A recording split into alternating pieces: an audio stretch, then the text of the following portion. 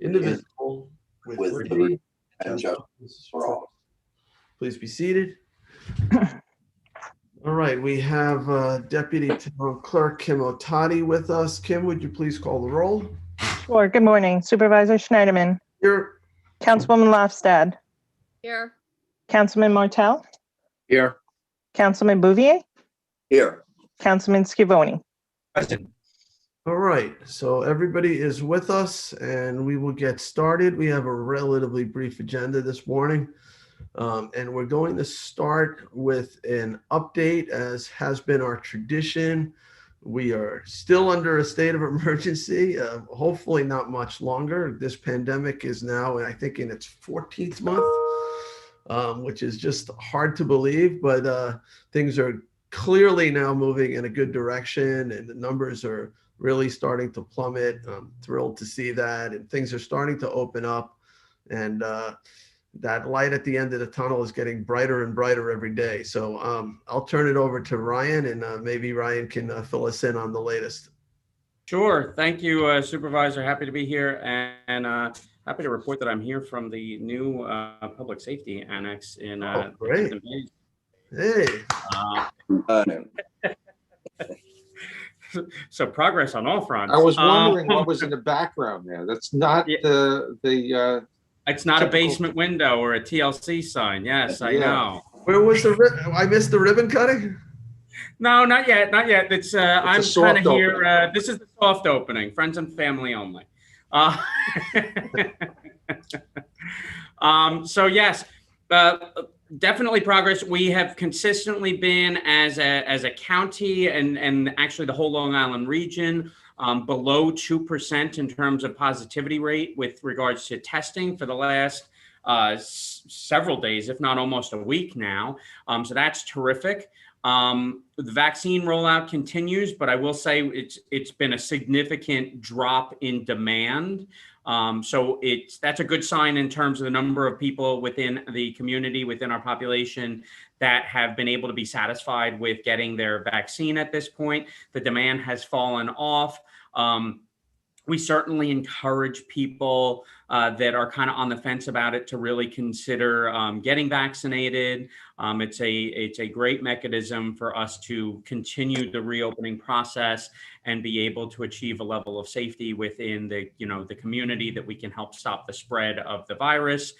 There is a site that will be open this evening in Hampton Bays at the middle school, cooperative effort again between Hampton Bays Schools and Lars Clemenson there, and the hospital and all of their team, including Robert Ross. That site will be open from 4 p.m. to 10 p.m. today. It's specifically designed to accommodate, working folks that have struggled to try and get access to a site during the day, during the week. So this is a 4 to 10, and walk-ins are welcome at that site.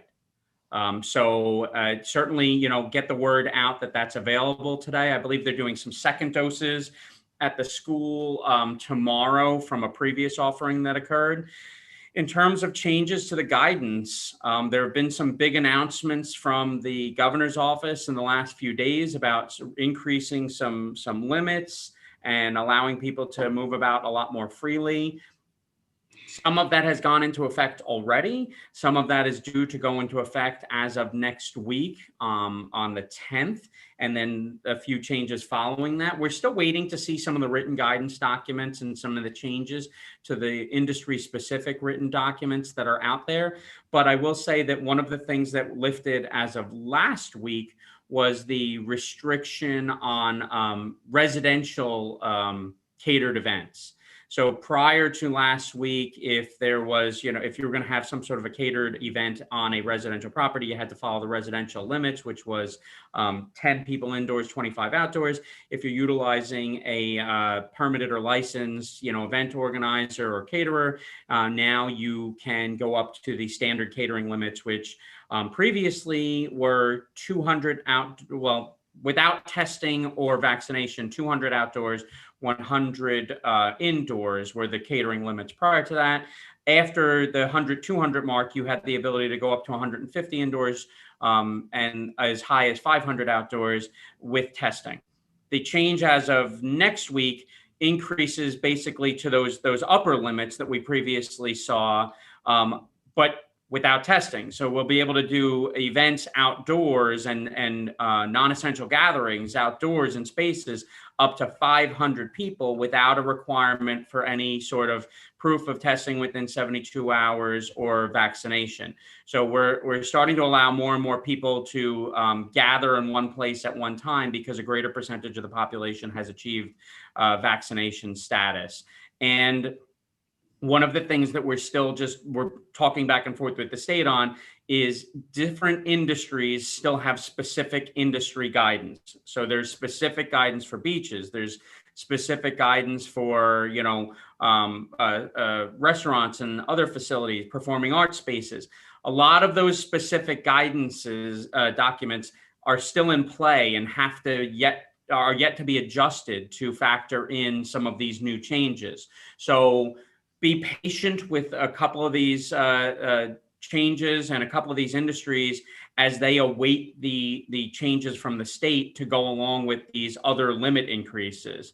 And in many cases, you still have to have social distancing. So you can put, the limit might say 500 people, but there's still supposed to be 6-foot separation between people in some of these cases. So the limit might be 500, but that might not necessarily be achievable while still preserving social distancing. So we just need people to be very understanding as we work our way through this quite confusing time, as we're adjusting these things. The increases are great, and the allowances are great, and it's a good sign that we're allowing, things to open up and people to move about a little bit more normally.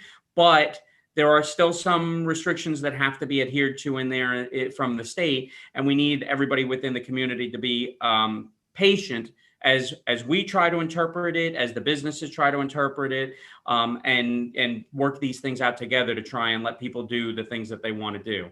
That would be the biggest updates to it. Of course, I think a lot of people have heard that, not in our area, but Broadway is scheduled to open as of September. The city is saying that, as of July 1st, they expect to be, fully open and kind of back to normal. I think there's some ongoing conversations between the governor and the mayor about, how achievable July 1st might be, and what kind of a timeline they want to agree upon together. But there's a lot of good stuff going on right now, and a lot of increases and allowances that are being pushed out to us that are good indications that the vaccine rollout is going well and that the positivity rate is going down.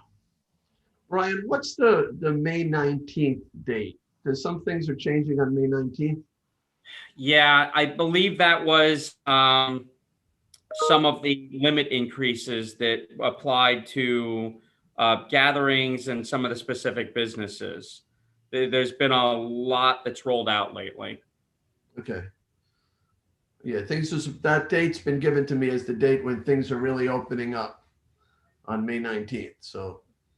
Yeah, that's a target date, but again, we still haven't seen some of the amendments to the specific guidance, and we've asked the state, what implications does this have on, say, beach capacities? Because beaches have their own separate guidance from the state of New York. What does this do for some of our beaches? Because 500 people of our very small beaches would be full capacity. Right. So are we allowed to go to full capacity, or do we have to follow the 50% limits that are still out there right now? Because the beach guidance hasn't changed from last year. And the answer is that as of right now, we still need to look at the specific industry guidance for those areas, but we should expect to see updates to them to reflect these new changes. Now, Ryan, on Monday, we're opening the Hampton Bay Senior Center, correct? Yes. Monday is Hampton Bay Senior Center opening just for congregate dining. At 50% capacity, right? Yeah, it's about 37 people that will be able to be accommodated inside at any time. And then a week later, we're opening up Crowham? I think it may be 2 weeks that in between. Okay. It's kind of Hampton Bays is a bit of a proof of concept. It's an easing back into congregate dining and some of the more normal services of seniors centers. So I think they were giving it about 2 weeks with Hampton Bays before they started to open up the other two facilities. Okay, and Does that include the off-site programs like in West Hampton Beach? We have the library where there's a senior program there for lunch as well. I don't believe so, Councilman. I think it's just on the 10th, it's just congregate dining in limited capacity at Hampton Bays. And then it will be congregate dining at the other two facilities. And I think we can expect that we'll probably slowly reopen more and more programs as we proceed on from that point. But we definitely wanted to, May is Older Americans Month, and in honor of that being this month, and the need for people to, socialize and be able to get back out. There's been a tremendous effort by Liz Dwyer and Diana and the staff at Senior Services to get a lot of the seniors that participate in our programs vaccinated. So we have a lot of people that are more protected right now, and we wanted to start to avail them of some of the services that they've had prior to the pandemic's starting. And so we're gonna ease back into it. Okay, thank you. so now one other change, our May 25th public hearing, our town board meeting, the 6 p.m. meeting later this month, we're doing that in person. We'll try to make some arrangements that possibly the public could come in for public portion during using a Zoom type of technology, if that's possible. I'm trying to set that up now, so we can do half Zoom and half town board. But we are coming back, so we're gonna be at the town hall, and we'll have to figure out the proper protocols. I know everybody on the town board, you guys are all double vaccinated, right? I think. We're ready to go. So, Plus 2 weeks. I think I still have a couple days before I'm fully. okay, you have a couple more days to go, Julie. So, we can decide, I guess, what's the right thing to do. I don't think we need to wear masks up at the dais, as long as we're all double vaccinated. If anybody enters the audience who's not double vaccinated, we'll have to decide whether we should put masks on or what to do there. Ryan, we're going to probably turn to you for guidance. We'll set some parameters for those. Okay. You mentioned that it would be a public meeting, so I'm assuming people would be able to come to town hall to sit in the audience if they chose, at socially distanced with masks or whatever the protocols are. Is that correct? Yeah. Yes. And we'll have to establish those protocols.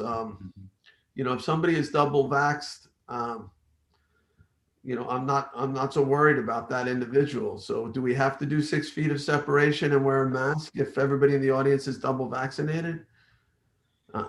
Ryan? Not necessarily. We may be able to increase the capacity in the room, but we would have to discuss, seeing proof of vaccination, whether we utilize something like the Excelsior Pass or something like that. We could do something like that. It's not out of the question. Current guidance on residential indoor gatherings is what? Just still 10, or is it up to 25? So still that remains the same now for just a purely residential gathering. I believe it actually was going up to 50. So that's May 19th. So to answer the May 19th question, some of the big changes for May 19th, which addresses your residential gatherings question. Indoor social gathering limits will increase to 250 people. Outdoor residential gathering limits of 25 will be removed, and it will just revert to the general non-essential gathering limit of 500 for appropriate social distancing. And indoor residential gathering limits as of May 19th will go from 10 to 50. To 50. All right, so I think that maybe. Yeah, and that's residential. We don't necessarily, we're not a residential setting, obviously, so we have some increased limits on that already. Right, so even if we followed those guidelines, if we were allowed up to 50 people at town hall, I think that would be okay, as long as everybody. Now, is there any conditions on that 50-person residential gathering? Do they all have to be vaccinated, or? So no, on 50-person residential gatherings, there's not a requirement there, but there's CDC guidance that talks about vaccinated people together vaccinated and unvaccinated people gathering together, completely unvaccinated people gathering together. So there's a couple of things to look. I think we can set some parameters. I think we can probably achieve some increases to what we previously had in the room, which, but I don't know that we're gonna, hit the 50 mark, because we still have to take a couple of things into consideration. Well, guide us, because I would like to start getting back to normal as much as we can. Now, with that said,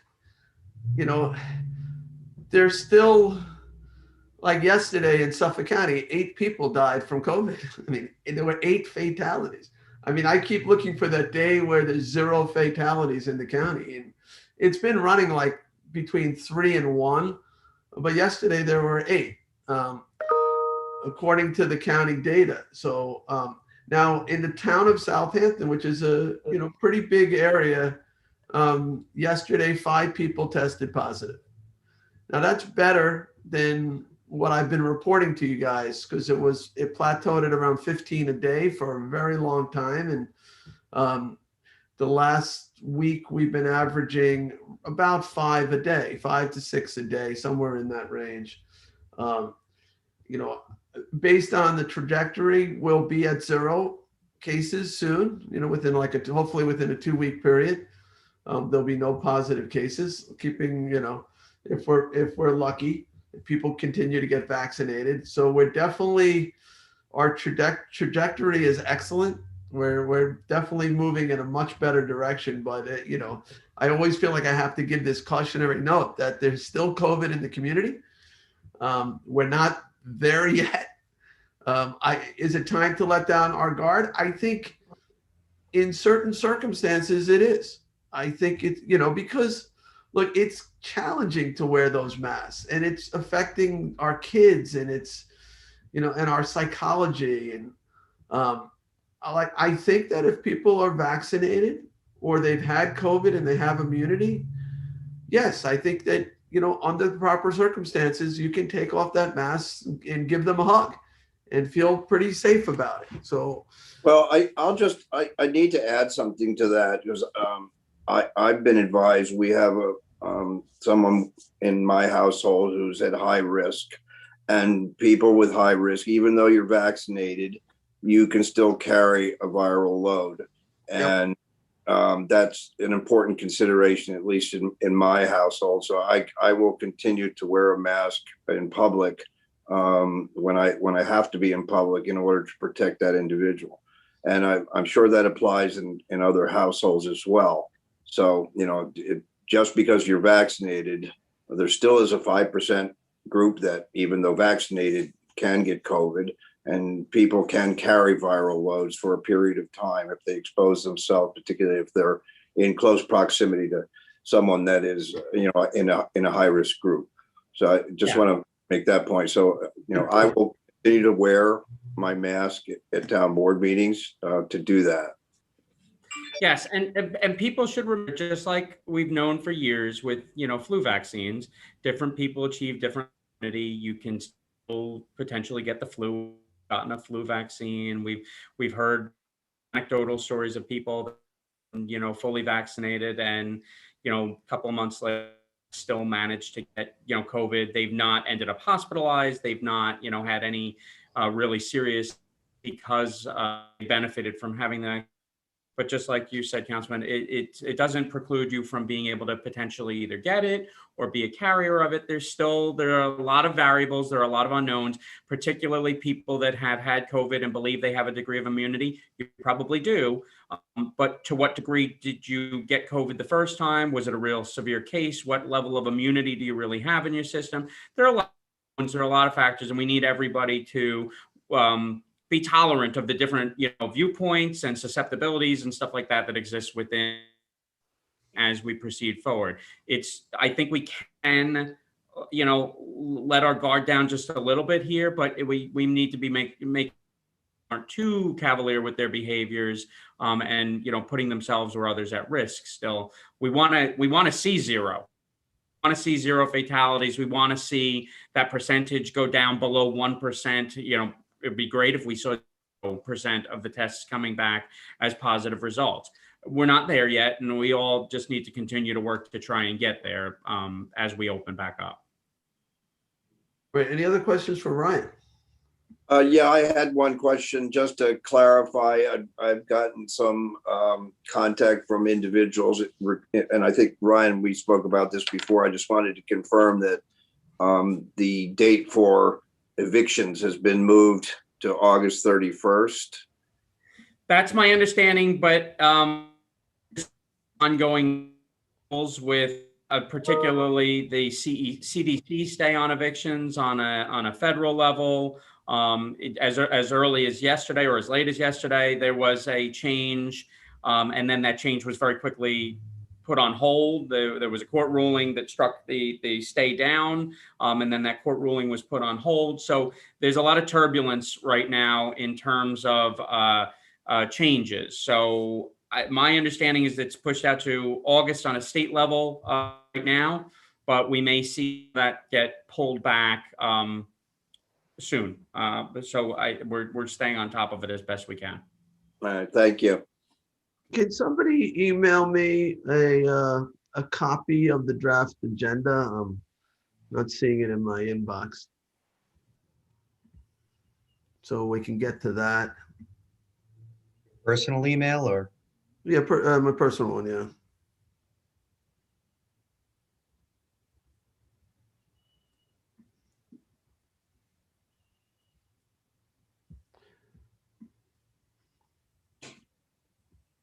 While you're waiting to look at the draft, I just wanted one more reminder. I'm going to say it again in case anybody's listening.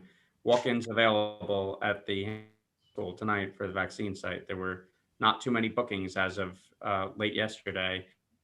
And shots available to go into arms if people want. 4 to 10 p.m. Hampton Bays Middle School.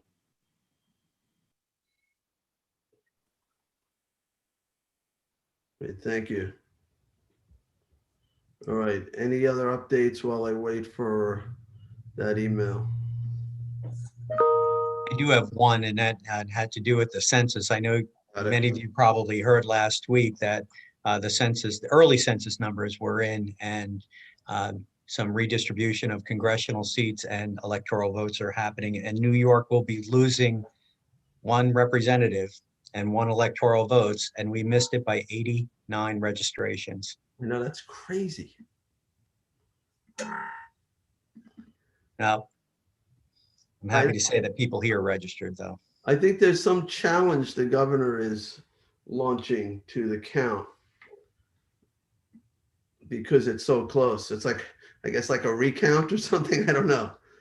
But, you know, it's crazy to lose a congressional seat for 89 people short. And they're probably here. We just didn't get them counted. I remember, Tommy John, how much you fought to count everybody. You stressed how important it was to get everybody counted in terms of getting our fair share of resources. And to lose a congressional seat is significant. Right. It affects a lot of things locally, the redistribution of districts, also CDBG money and other monies for seniors and school aid and all kinds of things.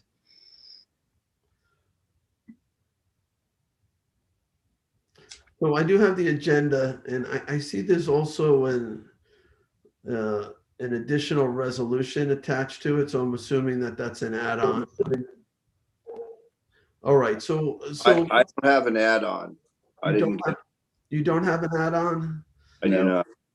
I have something, ID 36523, authorizing supervisor to execute a 2021 contract with Corporate Plans, Inc. Maybe it's a correction. All right, I'll try to find out from Janice what that is, because it just came through with the draft of the agenda. So meanwhile, let's read through the draft so we can get it finalized and published. This is for the May 11th, 2021 meeting. This will happen next Tuesday at 1 o'clock. This is going to be our last, hopefully, meeting via Zoom, other than work sessions, which I may continue to keep for a little while by Zoom. So this will be a Zoom meeting. It'll occur at 1 o'clock next Tuesday. There are several public hearings, 6 of them in total. The first public hearing considers adopting the 2021 CPF pilot plan. Pilot is a payment in lieu of taxes plan. The second one is a hearing on the acquisition of lands of Shinconic Corporation in Shinnecock Hills and amends CPF management plan to include that. The third public hearing is on potentially acquiring the lands of SSG RE Holdings in Flanders. The fourth is to acquire the lands of the estate of Peter Balkheimer in Hampton Bays. The fifth is would amend the town code chapter 107 entitled Balloons. And the sixth is a public hearing to consider said improvement of Old Farm Road between Narrow Lane, excuse me, and Haynes Path, Sagaponic pursuant to Town Law 200 and requesting acceptance of the same into the town highway system. I'll note that that fifth public hearing, that's the one that would restrict the sale of helium types of balloons. So, all right, and then we'll go to resolutions. The first one's offered by John. John, you want to read the first one? Sure. Town Board Resolution 2020-471 is a resolution of adoption, amending Town Code 330-5 definitions of Chapter 330 zoning to add definitions for non-aviation and distribution industry. Town Board Resolution 36454. This is authorized the purchase of mobile radios from New York State OGS contract with Motorola Solutions Incorporated. Town Board Resolution 36466, authorize the purchase of meter pits and ancillary equipment from Core and Main LP using the Town of Riverhead contract. Town Board Resolution 36489, authorize the supervisor to sign a contract extension for furnish and deliver meter pits and ancillary equipment with Ferguson Waterworks. 36523 authorizes the supervisor to execute a 2021 contract with Corporate Plans Incorporated. Town Board Resolution ID 36539, authorize the supervisor to execute a management and stewardship agreement with Wildwood Bowling 16 Incorporated for the property located at 3939 Lake Avenue, Northampton.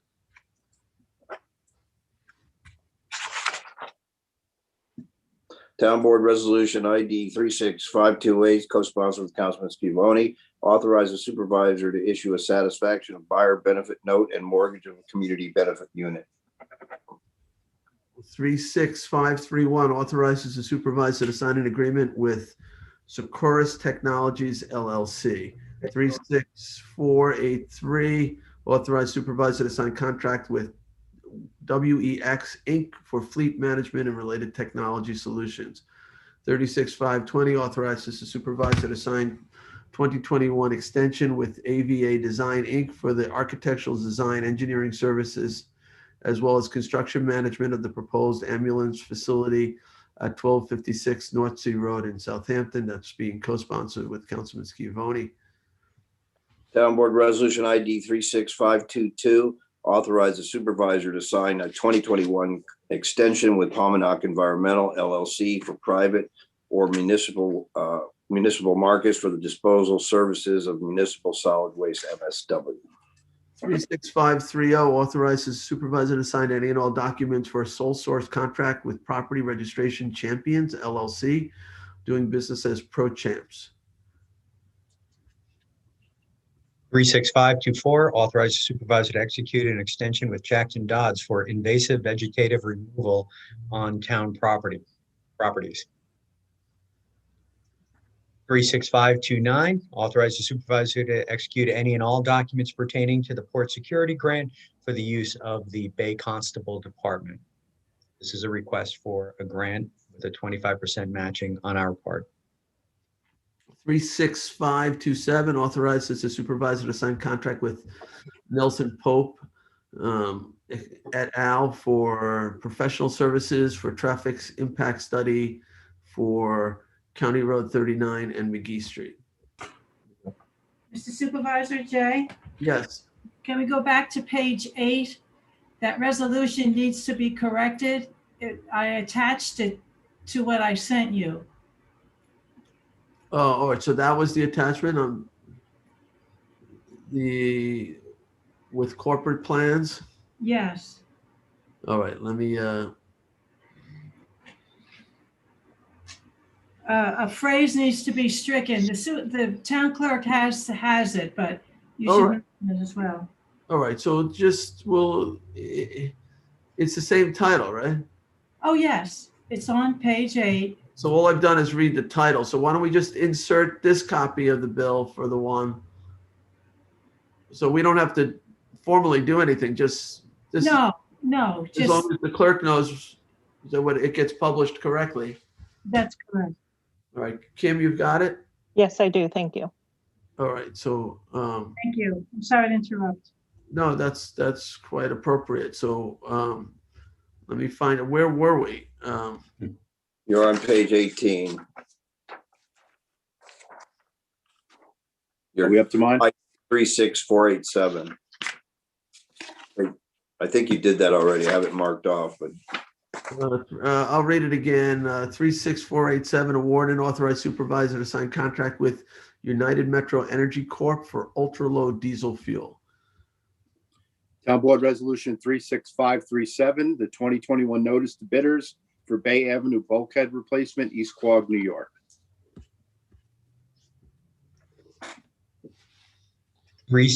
Town Board Resolution 36492, amend the 2021 adopted budget for the Bridgehampton Parking District.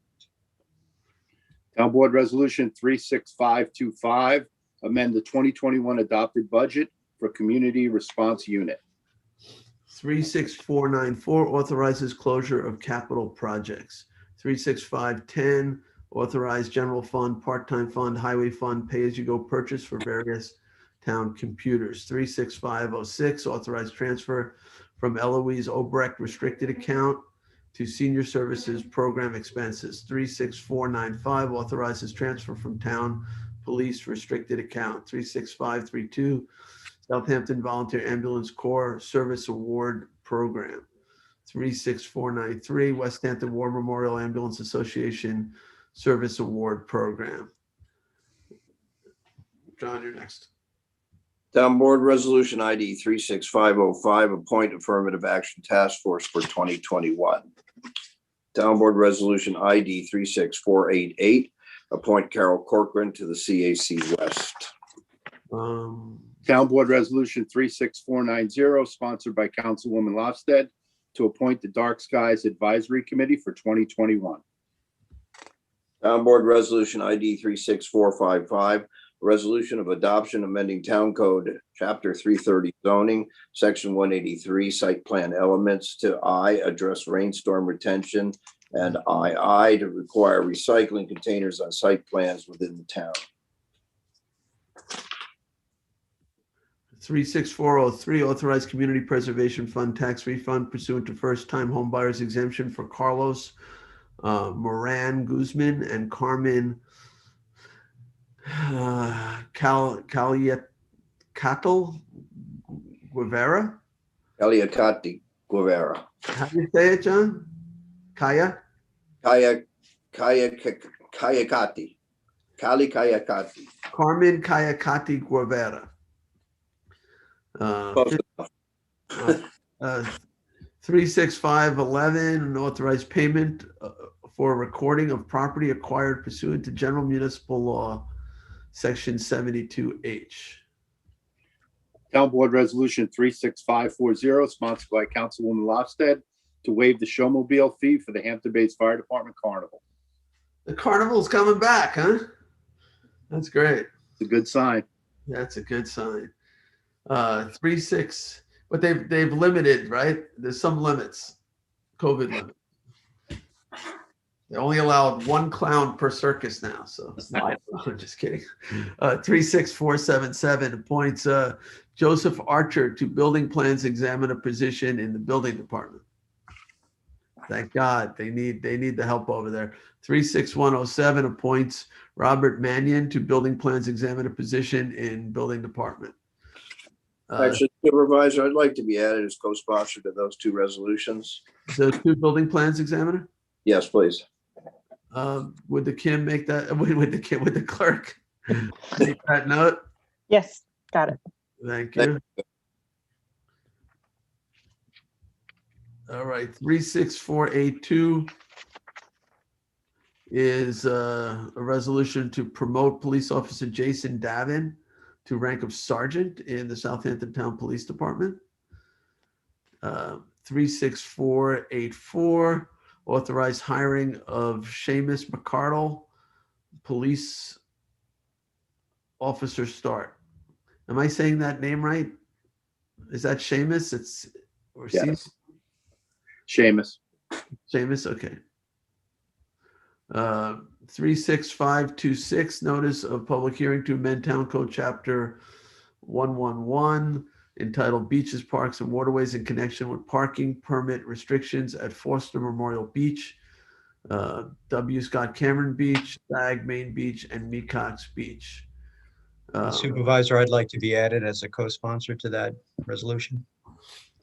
All right, can we, Kim, would you add Tommy John on that one? That's the one we discussed where we will receive some. Yeah, we'll receive, I think, $10,000 from the Village of Sag Harbor, right? And we will allow the East Hampton side of Sag Harbor Village to have access to those beaches, which they traditionally have had access to without having to pay anything. So, but it'll solve an issue there. All right, that's the last resolution. Are there any other add-ons? All right, does anybody have any issues with the agenda? Can we go ahead and publish it? All right, Kim, you're good to go. Okay, thank you. All right, so let's go to our next item. And I'm learning more and more about this state law, I have to say, as we go. I've been through a number of workshops or seminars on this. There's still some questions that I haven't gotten solid answers for, but the board, there's sort of this ticking clock where the town will have to make a decision relatively soon on what it wants to do. As everyone's aware, New York State has legalized recreational marijuana, treating it in many ways similar to alcohol or tobacco products, and but giving municipalities the right to opt out of the sale at either consumption lounges, which are like bars where people can socially gather and consume marijuana products, or dispensaries, which are like liquor stores where people can go and buy it to bring home to consume at home, or other locations where it will be permitted. So the town can opt out of either one or both. They have to, if they're going to opt out, a municipality has to do it by the end of this year. If it doesn't do it by December 31st, it is automatically allowed. But we still would have to put zoning in place in terms of where it could go. Would it be just in industrial zones, or would we treat it more like a liquor store kind of thing? So those are questions before the town board. If the town board decides to opt out, it is subject to a permissive referendum. So the public could force it onto the ballot by collecting signatures, 10% of those that voted in the last gubernatorial, and then it goes on to the ballot at the next general election. And if you opt out after the election, then it would be at the next general election. There's also, and Kathleen will speak to this, she's done a lot of research on it, but we've also It's not fully clear yet whether we can put it on the ballot and not require the public to collect the signatures. And I believe Assemblyman Thiel has been working on this issue and try to get clarification out of Albany, possibly through legislation. So we have a great team that has been studying this issue. Janice Shearer, our Town Planning and Development Administrator, Kathleen in the Town Attorney's Office, our Deputy Town Attorney, and then also Michelangelo Lieberman has done quite a bit of research on this too. So this is the first of what might be more than one work session agenda topic on it. Michelangelo's sort of been looking at case studies in other communities where it's legal and what type of zoning choices that they made. And Kathleen's been doing a lot of research on what, if we were going to put it on the ballot, the time frame for making that happen. So with that, let me just look at my screen and see who's with us. And we got, all right, Janice, Michelangelo, and Kathleen, and Jim Burke is now with us, and our other Deputy Town Attorney, Christine Scalera, is also here. So I don't know who wants to sort of start this conversation. Maybe Kathleen or Janice, do you want to kick this off? Good morning, Mr. Supervisor. Good morning, members of the town board. Michelangelo has prepared a PowerPoint, and I think we'll just go through that if that helps.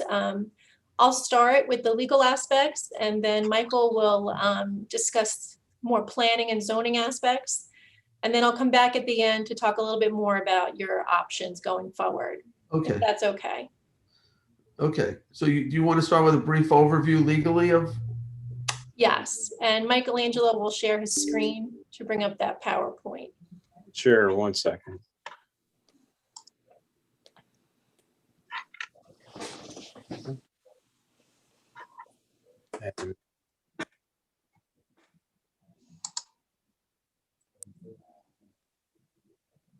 And of course, we have the wrong one. 1 moment, please.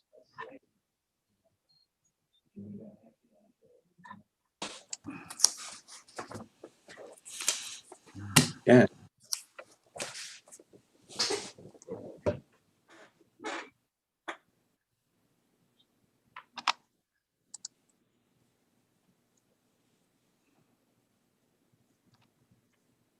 Almost got it, guys. I apologize.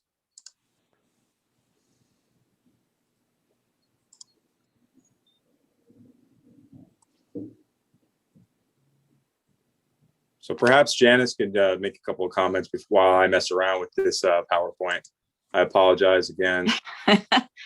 No problem, Mike. You're doing fine. I don't think you need it. I think Jay did a nice job of introducing it, and really, we just in terms of the planning side. Oh, it's up.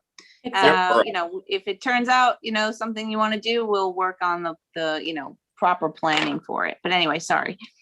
Is that the right one now, Michael, or no? Yeah, we're good to go. I apologize. No worries. Thank you, Michael.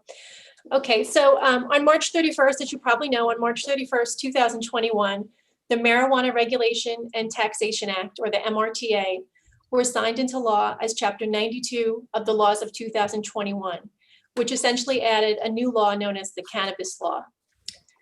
This law legislates 3 different categories of products: adult use cannabis, medical cannabis, and hemp, cannabinoid hemp. And these bring with them significant changes to your penal code, the tax law, and the public health law, to name just a few. While our office is still reviewing this law and what all these changes mean, this presentation will focus on the category most applicable to the town and to you as its governing body, which is the adult use cannabis. Michael, if you could switch the slide, thank you. So central to the implementation of the cannabis law is the Cannabis Control Board, or the CCB. The CCB is a 5-member board with the chairperson nominated by the governor and 2 other members appointed by the governor, 1 member appointed by the Senate president, and 1 member appointed by the Assembly Speaker. The duties of the CCB include granting, revoking, or limiting the issuance of licenses. Importantly, the CCB has the sole discretion to limit or not to limit the number of licenses issued within the state or within any political subdivision therein, such as the town.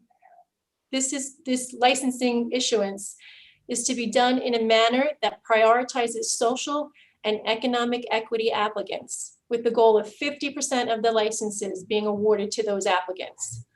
So what is a social and economic equity applicant? That's an applicant who is from a community disproportionately impacted by the enforcement of previous cannabis laws, or who qualify as a minority-owned business, a women-owned business, a business where 51% is owned by both minority and or women, distressed farmers, or service-disabled veterans.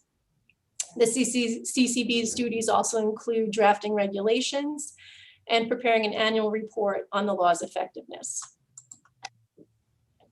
Under the umbrella of the CCB is the Office of Cannabis Management, or OCM. Essentially, the CCB is responsible for creating the regulations for each of the cannabis programs, and the OCM is responsible for implementing those regulations. The OCM has an executive director appointed by the CCB, and the basic function is to assist the CCB, review applications, maintain records, perform inspections, and any other duties as delegated to them by the CCB. So established within the OCM and to work in collaboration with the CCB is the Equity Officer and the Advisory Board. The State Equity Officer is there to help OCM and CCB develop and implement the social equity plans, and to establish public education programming for those communities where they have been most impacted by the prohibition of cannabis laws, and help them understand and participate in obtaining licenses if they so choose. In addition, the State Cannabis Advisory Board is also to work in collaboration with the CCB and the OCM. The Advisory Board is a 13-member board. The governor has 7 appointments, the Senate leader has 3 appointments, and the Assembly leader has 3 appointments. In addition to those 13, there are representatives from the Agricultural Markets Department, the DEC, the Department of Labor, the Office of Children and Family Services, the Department of Health, the Department of Education, the Division of Housing and Community Renewal, and the Office of Addiction Services and Support. And those individuals will serve as ex officio non-voting members of this advisory board. And the role of this advisory board, again, is to issue recommendations on medical, adult use, and hemp.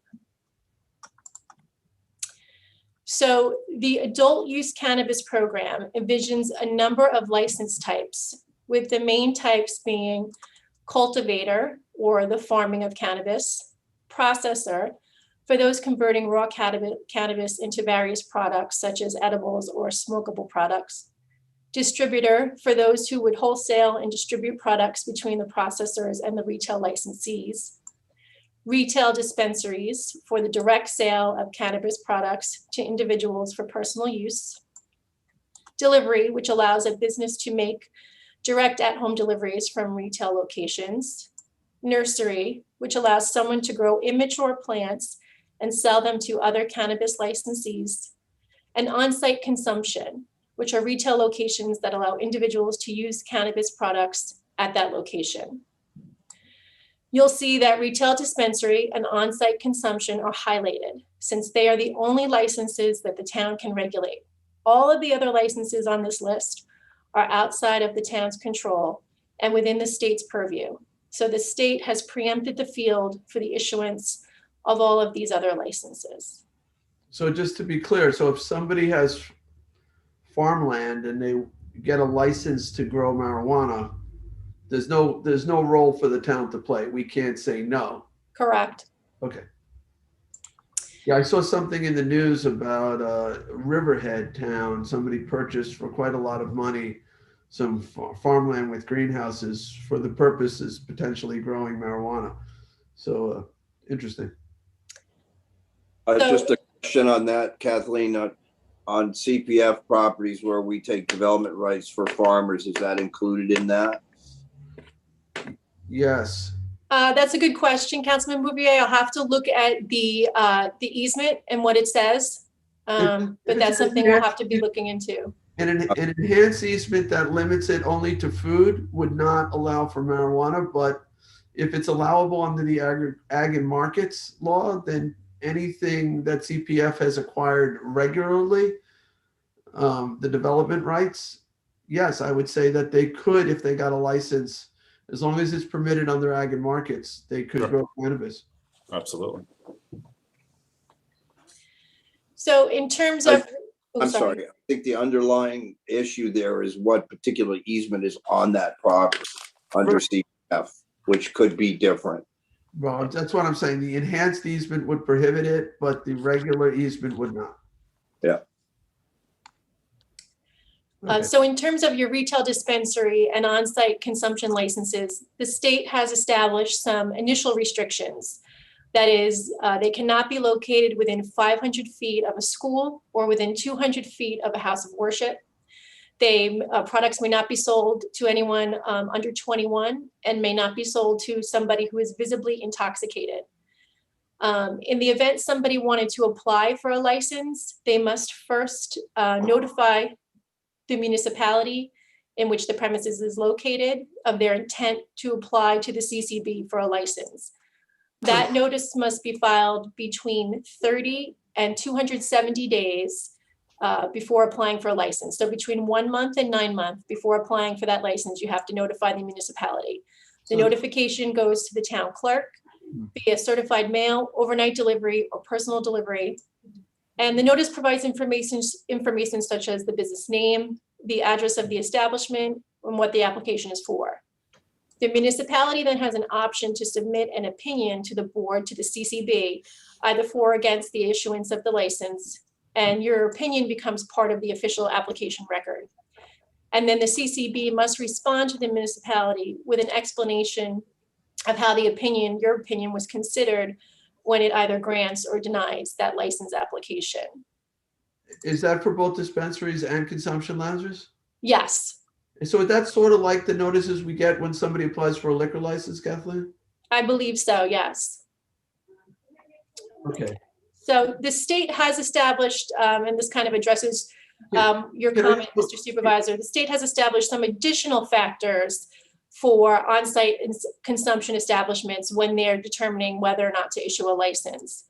And those additional factors that the state can consider is the number of other licenses that may have been granted in the area, whether there is a demonstrated need for spaces in which to consume the cannabis, the effect of granting the license on pedestrian traffic, vehicular traffic, and parking near the site. They can consider the existing noise level at the site and any increase in noise that the license would generate. And any other factors that are relevant to determining that granting a license would, and this is the state's language, promote public convenience and advantage and the public interest of the community. Okay. So those are the state's basic regulations as it relates to retail dispensaries and on-site consumption sites. Can I From just a ask local that, perspective, Kathleen? So Yes. if, let's say, the town were to craft zoning that would allow a dispensary, it doesn't necessarily mean we would actually get one. correct. It's ultimately up to the CCB to determine how many licenses it will be issuing, how many within the state, how many within the town. It remains to be seen. Okay. So those are the basic regulations that the state has promulgated. From a local perspective, the town, if you choose to participate, the town can pass laws restricting the time, place, and manner of the operation of the retail dispensaries and/or on-site consumption establishments. But you cannot do so in a way that makes the operation unreasonably impracticable.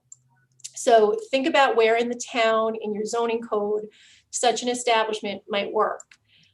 Michael will now discuss some factors to consider in citing this within the town. And after he's done, I'll come back and talk to you about your ability to opt out of this program if you decide that you'd rather not offer any retail establishments or on-site consumption establishments within the town. Kathleen, before we go to Michael, on that last time, place, and manner. Yes, So can those setbacks you said before, 200 feet to a church, or I think 500 feet to a school, correct. is that something the town can change and say, no, we want a further setback? No, those are the setbacks. Well, it's really, those are the setbacks. And Michael you might understand it better after Michael's presentation, but what I would say to you is if you're going to allow it, you don't need those restrictions because you're going to be placing it in your zoning code, right? So your zoning code is going to dictate where it's allowed, but you can't further than make it so impracticable that it's a very limited area or it's not conducive to the operation. So really, if you're going to allow it, you have to think about where in your code is the best place to put this, where in your zoning districts is the best place to put this. And you said time, place, and manner. So time, I'm assuming you could say, we're not going to allow it to be sold after 9 o'clock at night? Correct, yes. Okay, but it can't be so unreasonable as to render it meaningless. Okay, or unprofitable or whatever. So right. Yeah. It can be sold from like 4 in the morning to 4:15 in the morning or something like that. Right. Okay. Just a quick question on Kathleen, would we require then a referral to a county like such as the Suffolk Planning Commission, things like that? I'm sorry, John, can you repeat that? Would we require, if we were going to make some of these changes, would we require approval or an opinion from the Suffolk County Planning Commission? Well, that's a good question. If you put it in your zoning code and you legislate it under Chapter 330, then yeah, we typically would get a referral from the Suffolk County Planning Commission. You're usually going to get triggered under General Municipal Law 239M to get a referral from them. Okay, thank you. All right, so let's turn it over to Michelangelo. Thank you, and thank you, Kathleen. Obviously, there are a lot of moving pieces here, and we need to keep what's in focus, and we keep drilling down this time, place, and manner, which is AKA zoning. And as Supervisor Shireman, you said, we need to think about this in the terms of a liquor store and or a bar, and how do we zone these two uses? So I'll be briefly presenting a few case studies, 2 out of Massachusetts and 1 out of Washington State, where cannabis has been legal since 2016 and 2012. So if we're going to take a quick look at Great Barrington, Massachusetts, on the top right, we have their zoning map, and which we'll look at in the next slide. And on the bottom here, we have their table of use. So as you can see highlighted herein, we have, marijuana establishment, retail, medical marijuana treatment center. And I highlighted these where it's permitted. And you'll see that it's permitted in generally most of their business districts, which is the downtown business, which is B, the village center, the general business, the state road mixed use, downtown business mixed use, light industrial. So this use is permitted in most, if not all, their business districts, and districts that resemble our village business, our hamlet commercial, and our shopping center business. In our next slide, I'm bringing back that forward, that zoning map, because it's a little difficult to see, and they don't have our GIS department clearly. As well as on the right-hand side, we have a Google image of where Theory Wellness, their retail center, is located. Again, this is in that general business zone, which is that B-2. And across from Theory Wellness, if we're looking at the map on the right, we're looking at cafes, takeout, restaurant, plumbing places, a tire place. It's kind of right smack in the middle of their business district. So sadly, this map is a little difficult to see, so we can't really look at where else, like where B3 or B2X is located. It's kind of hard to. I'm sure we can see. I think I see B2, even B3, maybe perhaps further south, but this is obviously a little difficult. But in that gray area, that B2 zone, Theory Wellness is right in the middle. So, well, what does retail look like? Obviously, this doesn't look exactly like the head shops people perhaps envision. This is an example of a general retail store. Here's an example of Theory Wellness located in Great Barrington. This is the outside. And here we are inside. It's again, new, modern. So these establishments, they have a significant amount of traffic. And if we were to move all the way across the country to Washington State, specifically Whatcom County, and we look at their foot traffic, a study conducted there, on average, dispensaries had roughly 590 transactions a day. So, okay, now what is 590 transactions? It's kind of hard for us to visualize. Well, Starbucks, according to 2018, they receive roughly 525 customers a day. So, okay, well, what does 590 or 525 customers a day look like regarding tax? So if we're looking at this graph here on our left, marijuana retail sales were at 68 million. And all the way at the bottom, you see here, excise tax was collected at 26 million. So keep in mind, Whatcom County is fairly small. It has a population roughly size of 200,000. Suffolk County is closer to 1.5 million. And the town of Southampton, while our year-round population is 57,000, we all know that we hit well above that, perhaps even the 250 mark come summer. So we're going to go back to Massachusetts. So again, these are just brief case studies. We're just briefly looking at them in the terms of zoning and taxes. But we're now back in Massachusetts. We're looking at the town of Northampton. But so overall, Massachusetts marked a milestone. Within 2 years, they hit $122 million in tax revenue from the recreational sale of cannabis. The funds came from a 20% tax on recreational cannabis implemented on all non-medical sales since the first recreational stores opened in 2018. That's 6.25% sales tax, 10.75% excise tax, and a local option tax similar to New York State of 3%. And as of July, 46 municipalities in Massachusetts had at least one recreational marijuana dispensary open for business. But there's no data on where this money goes. So the Massachusetts Municipal Association does not track how marijuana and local option sales tax is allocated. However, they did for perhaps one of the first communities. And ironically, that's Northampton. And this is it has a population of 28,000. So again, just kind of keep it in perspective in relation to our town. But Northampton, where the New England Treatment Access was one of the first recreational marijuana dispensaries to open in November of 2018, or I think right around the same time that they passed the law, collected over 2.6 million in local option excise taxes since NETA opened. That funding was used to support the city's $100 million general fund, which supports both city departments and schools. So here's an example of an on-site consumption, what it would look like perhaps in one of these marijuana bars. So again, there's a lot to think about, and a lot of this we don't know, but we've taken a brief look at how a municipality in a neighboring state zoned and permitted retail sales of cannabis. We've looked at a county and the revenue generated by permitting cannabis to be sold within their jurisdiction. And now we've looked at an early adopter, ironically Northampton of Massachusetts, and the revenue they generated. While the CCB and the OCM are still in the early stages of development, and of course they're developing their own guidelines, we have to think about what we currently know. So we know people will be able to consume these products with or without the town of Southampton opting in or not. We know that consuming cannabis will follow many of the laws that regulate tobacco use. But we have the opportunity to move in tandem with the state to promote business in our downtown, to create job opportunities, to again, dictate the time, place, and manner of these business opportunities. We also know that 3% of all tax revenue collected from cannabis sales will be redirected to the town. And we know that 50% of the tax revenue to the establishment of the Community Grants Reinvestment Fund will be aimed at giving back to the communities that have been most disproportionately affected by current marijuana laws.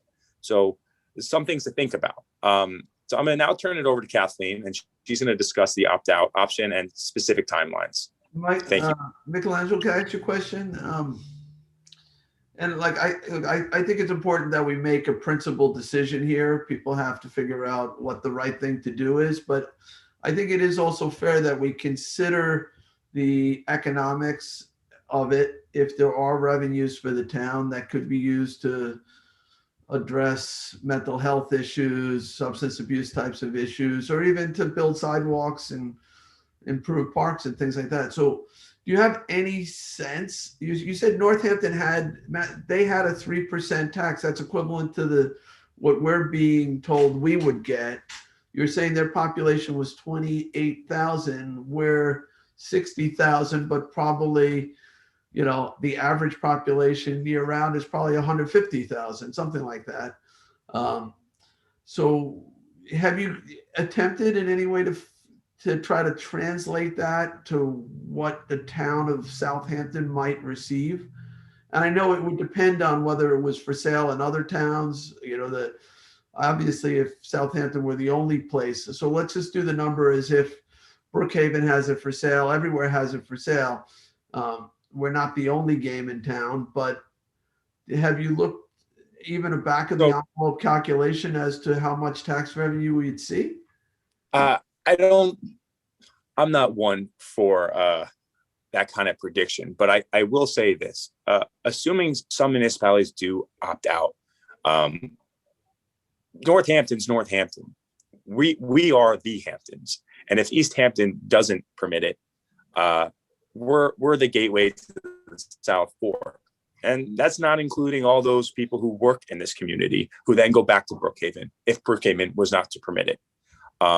So we're kind of right in the middle between a big group of population, regardless of our own, that we could be profiting off of, and that those funds could be used in our downtown areas. And so that's where my mind goes. I wouldn't trust me in math to determine what kind of profits we could make, but it could be significant because Massachusetts is a similar tax structure. You don't have Northampton's revenue? So yes, their revenue was 2.6 million and their tax was 3%. But I don't know if Northampton is a college town. I don't know if they're on the border. I'm not actually familiar with Northampton, so I don't know if it's on the border of New York. Northampton is close to the northern border of Massachusetts.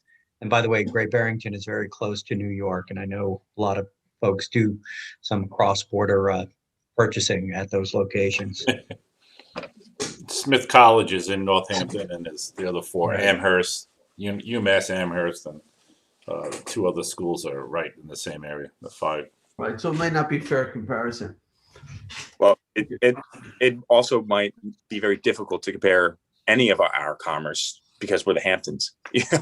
We are a different breed, and how our population booms and why people are here usually for recreation could play hand in hand.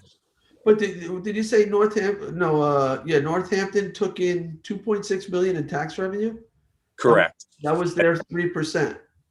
Yep, that was their local tax was 3%. And they also have an additional tax structure that we don't have, where they collected another $2-point-something million. I didn't include it because we don't have this. It was an impact fee of some sort.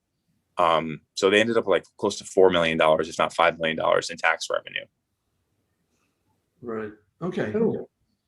I mean, I think some people will say you shouldn't even factor that into the equation, though. I think it's important to know that data point. To me it is, but we still can make a decision and say, well, we want to do what we think is the right thing to do here. But there is definitely an economic piece of this. All right. So let's continue on. So we're going back to Kathleen. Yes, thank you. Thank you, Michael. So the state legislature has built into the law a provision for you to opt out of retail, dispensary, and on-site consumption licenses if you so choose.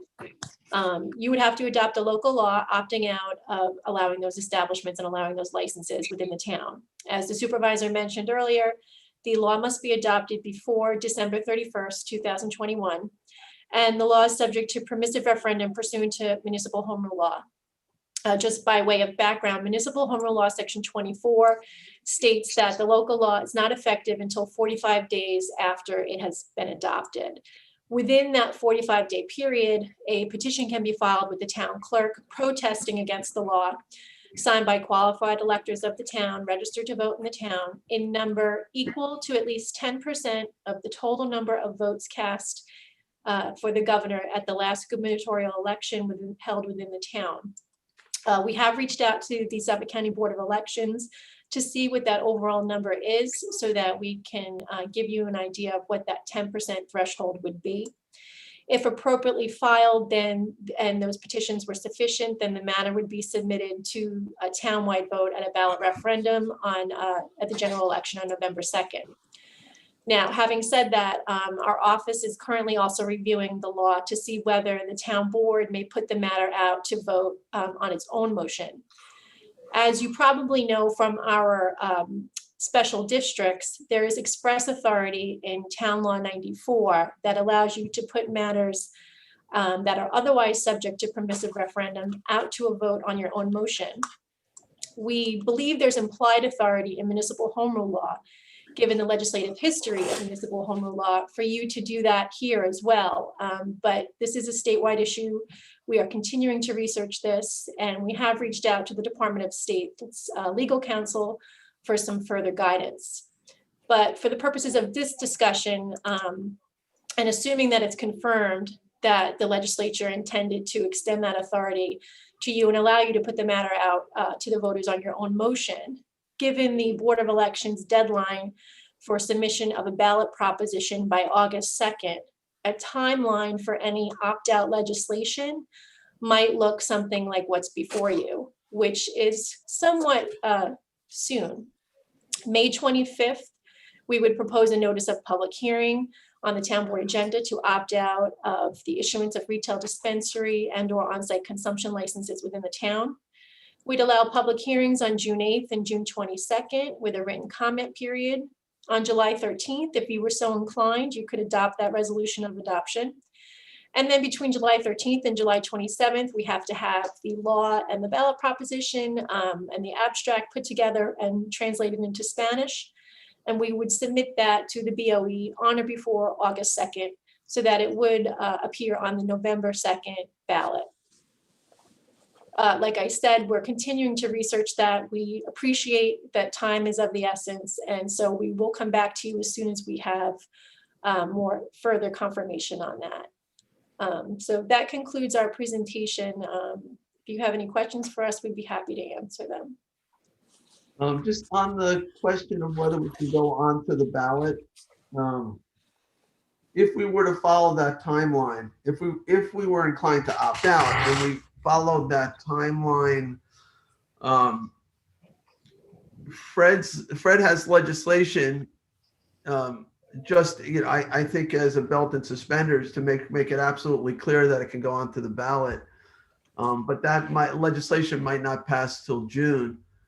I'm just trying, if we're told that we can't put it on the ballot, then it's sort of the same thing, other than this, the public has to get the signatures. Correct, and that's why we're going to try and get you that number for the 10% threshold so that people know how many signatures they have to gather. And the law does mandate that we make those petitions available. So the form of the petition in any event. But you're right, Mr. Supervisor, if it turned out that there was no authority to put it out on your own motion, then Municipal Home Rule Law 24 would kick in and people would have 45 days to gather those signatures. Now, hasn't the state, they haven't promulgated all of their rules, right? They're still putting it together, and so, correct. This CCB, they're working on all of those details now. So there does remain a lot that we don't yet know. So there is a choice to basically put this on the ballot a year from November as well by opting out after the election. But you could adopt your local law after the election, yes, and then the petitions would have to be filed, or the ballot prop would be at the following general election. Yes, municipal home rule law speaks to the next general election. The petitions could ask for a special election, Mr. Supervisor. So it depends on how the petitions come to you, if they come. right. Okay, so I want to turn this over to the board. And first, are there any questions? Let's just start there. I have a couple of, one question. Kathleen, thank you for your analysis on this. Are there provisions for incorporated villages to put this to a public referendum? So villages are in municipal home rule law. They are given the express authority to put it to their voters. So you could see villages putting it out to their voters because municipal home rule law expressly grants them that authority. Whereas the towns don't have that same express grant in municipal home rule law. And so that argument kind of goes both ways. One argument is, well, of course, the legislature meant for the towns to have this because the villages have this. It's just, it didn't carry over from when town law was converted. These powers were taken from town law and put in municipal home rule law. The other side of the argument is if the legislature intended to give it to them, they would have expressly done so just like they did for the villages. So it's a little tricky, but we're working on finding that answer for you.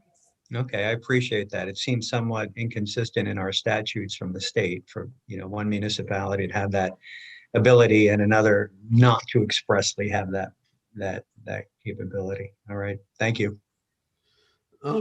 Kathleen, on that issue, whether it's a village or the town, you have to opt out though, right? You can't just say, I want it on the ballot. Correct. You have to pass a local law. So the local legislative body has to take an affirmative action and a vote to opt out, pass that local law. And then that is what goes before the vote. That's what the voters are looking at. Do people want, if people disagree enough with it, how do they vote on that? But Now, you do have to take a step to affirmatively opt out. Now, if let's say the town of Southampton were to opt out and the public were to vote on it and the public agreed with that decision to opt out, what is the provision later on for opting in should there be a change of heart? I believe you would repeal that local law, right? Because your local law will be on the books opting out. I have a draft proposed as Chapter 130, Town Code Chapter 130, opting out of the retail sale of cannabis and the on-site and the allowance of on-site consumption establishments. So you would have Chapter 130 in your code, and you would repeal that if at a later date you decided we want to participate now. But I'd understood in the law that there was actually a time frame built into the laws when you could opt back in. It was 6, I think, at a minimum, or maybe I I'll have to that. look at that, Councilman Bouvier. I haven't seen that, but that's not to say that it doesn't exist. So I will definitely look into that time frame. But if you opt in, so to speak, which is to do nothing, right? You do nothing by December 31st. You cannot later opt out. Correct. There is no provision. So if you opt out, you can opt in, but if you don't opt out, you can't later opt out. Right. So I have a question as to what role does the county play in any of this, if any? From a legal, I can tell you from a legal perspective, Councilman, not much for it's a local zoning issue if you decide to participate. The actual issuance of licenses is coming from the state. The state has made it pretty clear that they're going to control this field through the CCB, the OCM, the advisory board, and where they issue licenses and how. So perhaps the county, their participation is more in terms of the taxes and the revenue that's generated. But from a zoning perspective, I don't see much. I appreciate your question about the Suffolk County Planning Commission. That would come in as a referral. If the board didn't agree with the referral, you can always override a Suffolk County Planning Commission referral by a supermajority vote.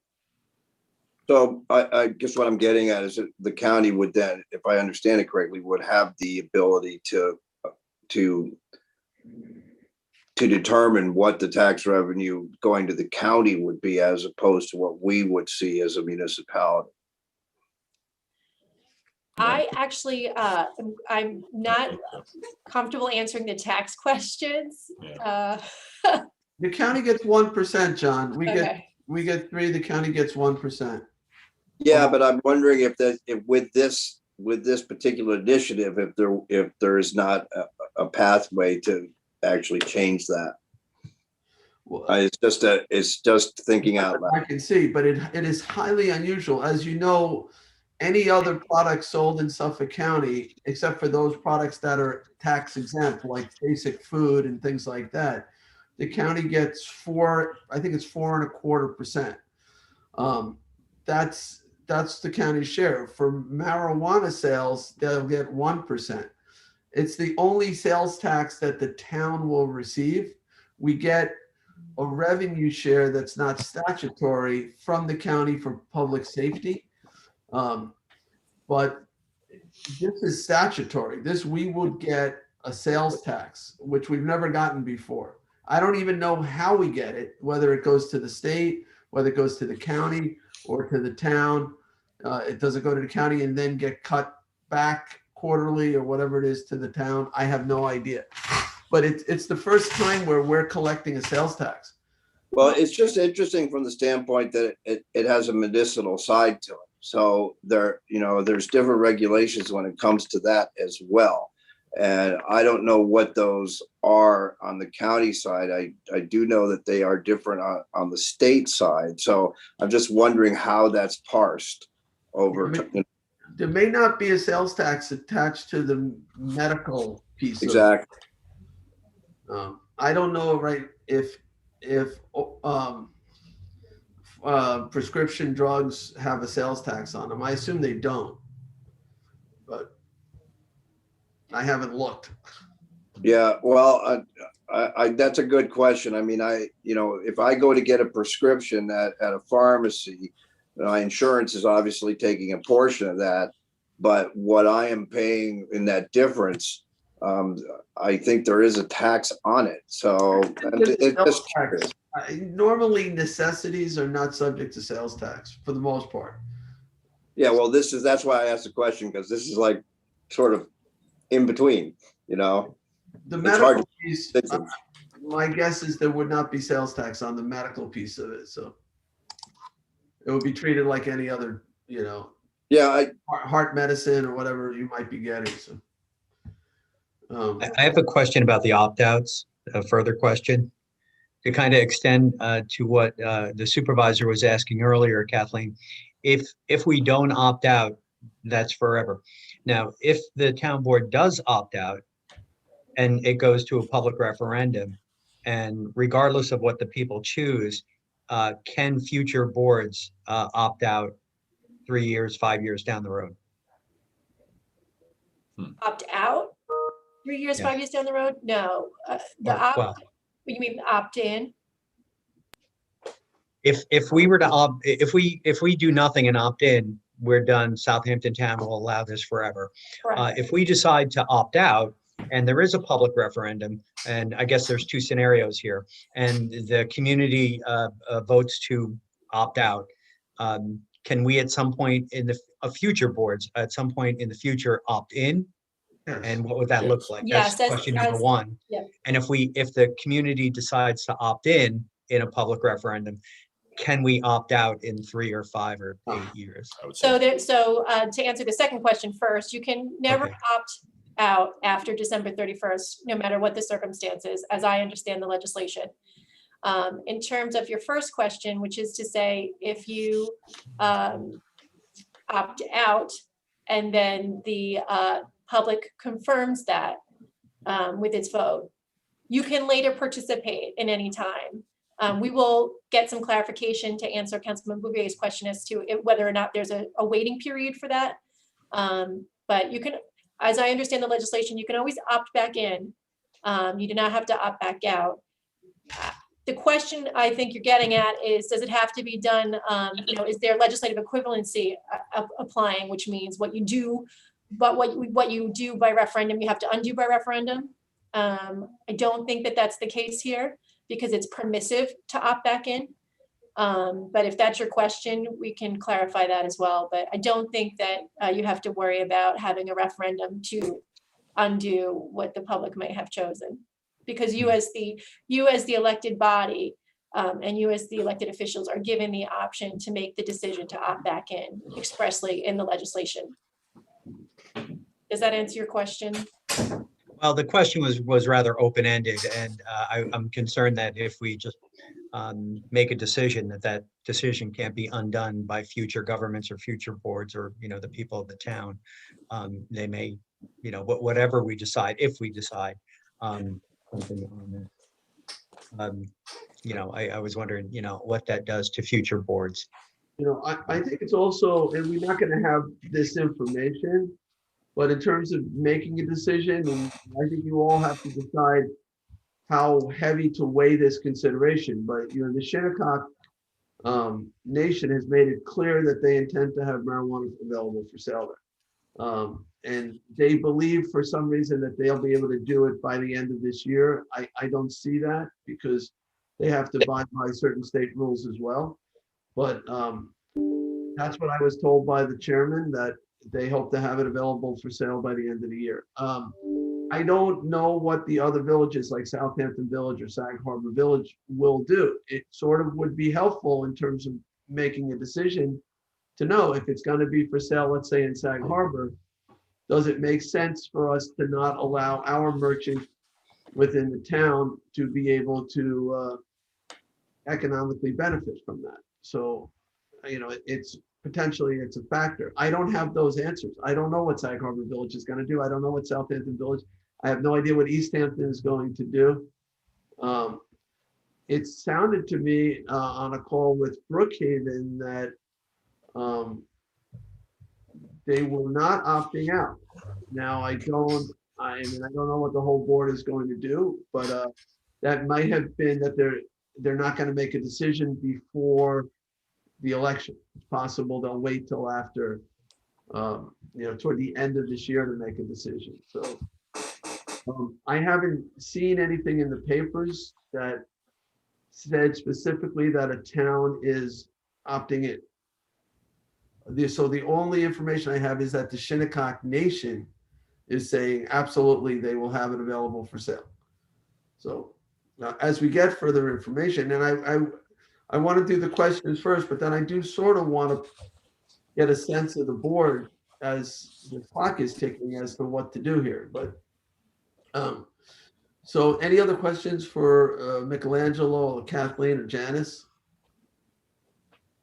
Yeah, I have a lot of questions, but I think I have to kind of sit and think about it first. But Mike, can I have a copy of that PowerPoint? Yeah, of course. I'll send out an email to the board. Okay, thank you. It will also be posted on the website for anyone else.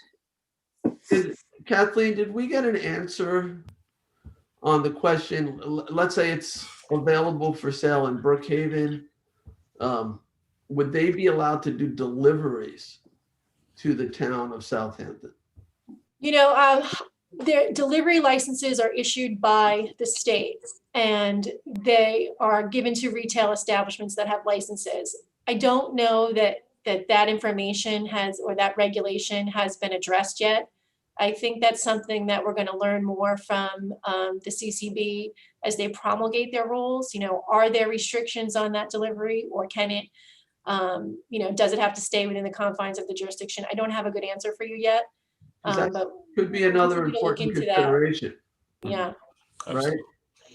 If we're just driving the sales tax to another area, we're not actually decreasing the use in any way. So, I just think it's something that we have to consider, that we're just opting out of potential revenues for, either lowering taxes or improving our community and not, because I know there are a number of people who are very concerned about New York State's overarching decision to legalize marijuana, and concern about it being a gateway drug, concern about driving while under the influence of marijuana. Clearly a lot of people have already been using it. So this sort of may cut into the black market here. It may bring it from the shadows into something that's more regulated, safer in many ways. But there are people who legitimately don't want this, and including members of our opioid task force, our town police chief. So it's just not going to be an easy decision. I know for me, I like to have all the information. I like to know everything I can possibly know about a subject, to look at all the possible pros and cons, and then make a decision that I think is in the public interest.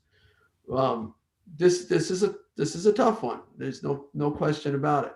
So does anybody want to weigh in on what they think the town of Southampton ought to do? Well, I don't have all the information, I don't have all the information to make an informed decision, but one of the things that I would really like to know is what our constituency feels.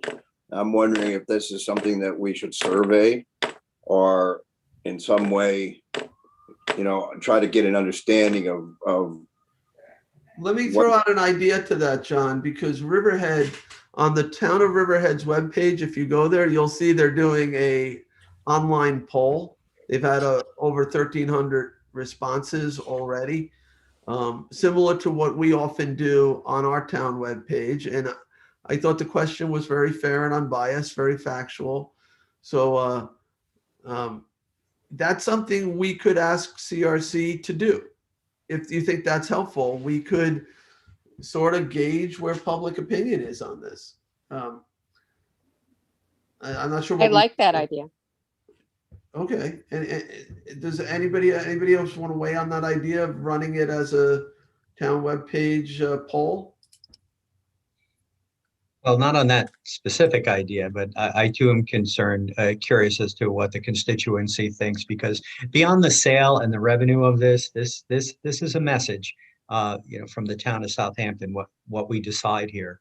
And, considering that we do have an election this year, I believe that if we can put it on the ballot, we should put it on the ballot and allow the people of the town to make this decision. And that, to me, is the best poll that I can think of. Well, it's certainly the most democratic approach.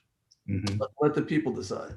The only thing, though, Tommy John, I'm a little concerned if we can't put it on the ballot ourselves, that we're still in a pandemic, and to make people go out and get what are probably 3,000 signatures, you probably have a pretty good sense of what 10% is. Yeah, I had it at just under 3,000, and that is, I thought that was onerous. I thought that was a big number for people to go out and do. And I do believe they will do it. The advocates, the supporters of this, will go out and they will get those 3,000. But you know how hard that's going to be, and people right now are still leery about people coming to their doors in a pandemic. So I hate to do that. Right? If we're gonna put it on the ballot, I'd like to go right to the ballot and say, look, you don't have to get the 3,000 signatures. We're going right to the ballot. So that's why that question is so important. I agree with that, and I agree with it in that form as well. And I want to say one other thing about the ballot question. And Kathleen, you can correct me if I'm wrong, but the ballot question is relatively confusing, because no means yes and yes means no. So if you want marijuana, you have to vote no. If you don't want marijuana, you have to vote yes. Correct. The ballot proposition is actually asking people to vote on the local law that was passed. So it will say, should the local law opting out of retail sales and on-site consumption of marijuana be approved? If you want marijuana, you vote no. If you don't want it, you vote yes. Right. Now, the public is smart. They'll get it. And I'm sure there'll be a big campaign. I just wanted to point out that it's a bit confusing. No means yes in this case. All right. I do have, I know that we talked quickly about this before. I definitely would like to get more information like you as supervisor, but perhaps from both sides, both pro and con. I know you said our police chief has some information, our opioid task force, some of the pro groups. And I'm wondering, could there be any neutral groups out there that we could get some information from that is not, I don't want to say biased, but just some information. I don't know. But I definitely would like to hear about from the pros and the cons. I don't know if we can ever find anybody neutral in this world ever again. On the pro side, I've heard Dave Falkowski is quite good, quite a good spokesperson, quite well educated on this issue. He's a local farmer. I think you probably all know Dave Falkowski. So he's got OMO. Yeah, open-minded organics. Right. He's been doing the CDB oil and things like that. He's also does mushrooms. He sells mushrooms at Didn't like the way that sounded, but he sells mushrooms at the local farmers market. So he's people may know him. Legal mushrooms, right? So anyway, so apparently he's very well educated on this issue. So might be good to have him come as well. Yep, I definitely would just like to hear all sides of the story, pro, con, and neutral, and anything else there may be out there. Okay. Well, that would be your public hearing, right? Or you want to have another work session with that kind of conversation, or, you know, as Kathleen was laying out, you would be having a public hearing potentially very soon. So I'm sure that will bring out all sides of the equation. Me personally, I'm thinking something more of a presentation, and in addition to the public hearings, a more formal presentation. You know, we have this clock ticking, but we have a work session next Thursday. I could ask Mr. Falkowski if he'll present. I don't have a good person to turn to on the con side. So I think we need both. I would not feel comfortable having one without the other. Maybe I do think we need to keep it in perspective that what are we arguing about pro and con, and that is whether or not to sell it in this community. And I don't want the conversation, we shouldn't want the conversation to go beyond that, because that's not what the law is giving us power to do. Well, I think if the law says that we can sell it in our community, but it affects the mental health and well-being and other things, people driving under the influence, perhaps, then those things do, in my opinion, affect whether I'm going to support it or not. Does anybody know anybody who could present on the, don't allow the sale side? Perhaps Dave, Nancy Lynett would know somebody. And Dave Falkowski might actually, since she's so vocal in this conversation, he might know what the opposition, who is in the opposition. So I can have him. You might want to include law enforcement in that. Yes. That's, My one concern is if we're sort of doing this unbiased, if we're going to have one presenter from outside the town, in favor of it, and one presenter who's a town employee against it, I'm not sure that's a level playing field. I almost feel like we ought to have both people who don't work for the town presenting.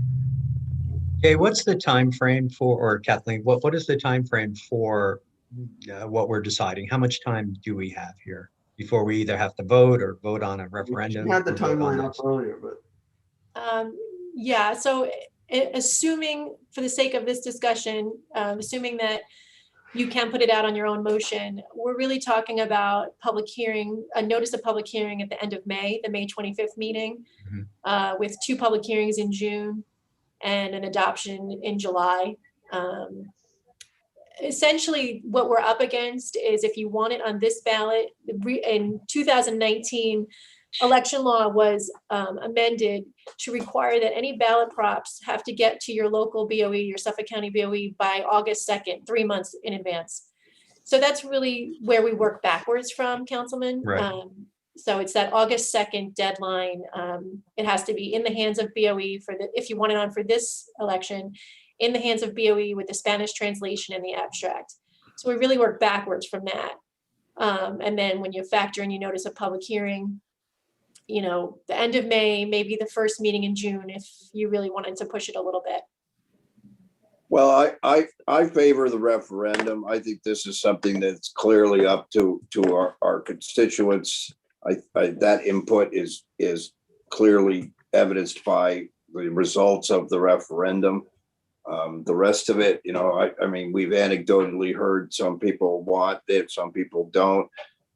I couldn't possibly know the pros and cons of that, and whether I heard it or not in the next couple of work sessions. I don't know how that would impact me. We do have an avenue to gauge the wishes of the residents of the town through referendum. So I personally favor the referendum.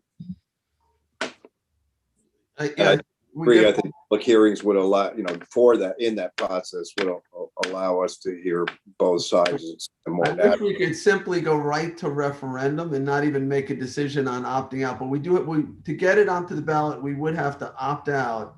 And we do need that opinion to know whether the signatures have to be collected. So we could then opt out.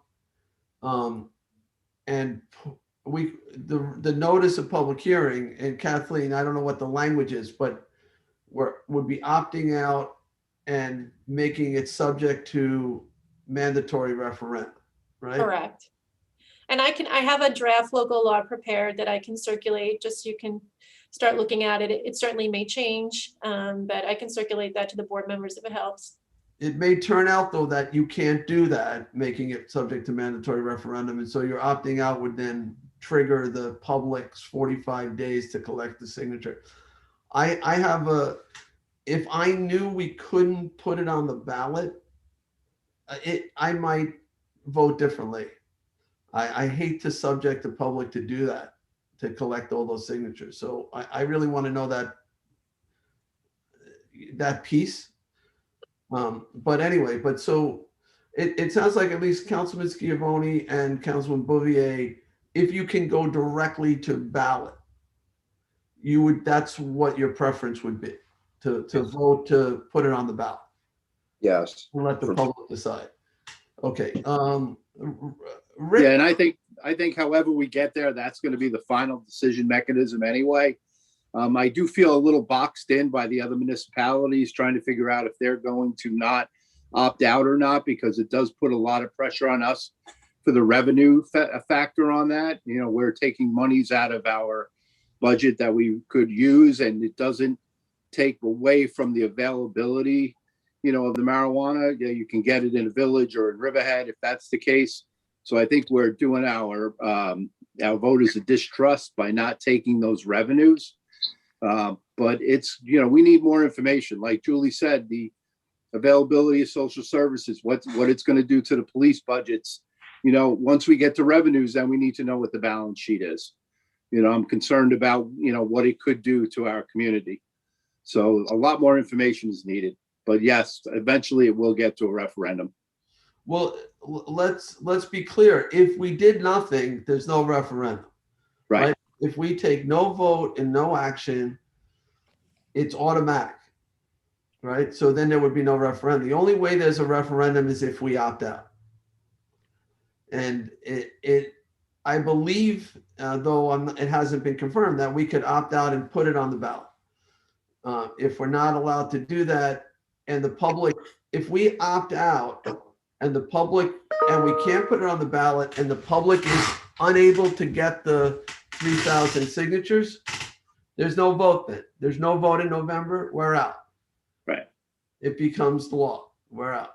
So you have to bear that in mind. And, like any of these things, there'll be people who will challenge those signatures and try to throw some out as improper. Maybe they're not residents of the town, or maybe they forgot their middle initial or whatever it is, how those things go. So, there is a chance, I guess, if we can't put it directly on the ballot and we opt out, that they won't get the signatures to put it on the ballot, and there won't be a public vote. And so that, just to be mindful of that.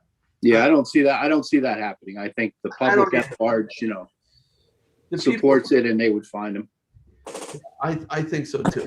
I'm pretty sure they'll give us twice the amount of signatures that they need. They're pretty organized, it seems, the people who support this. So would you like us to put that survey on our website? I'm a yes on that.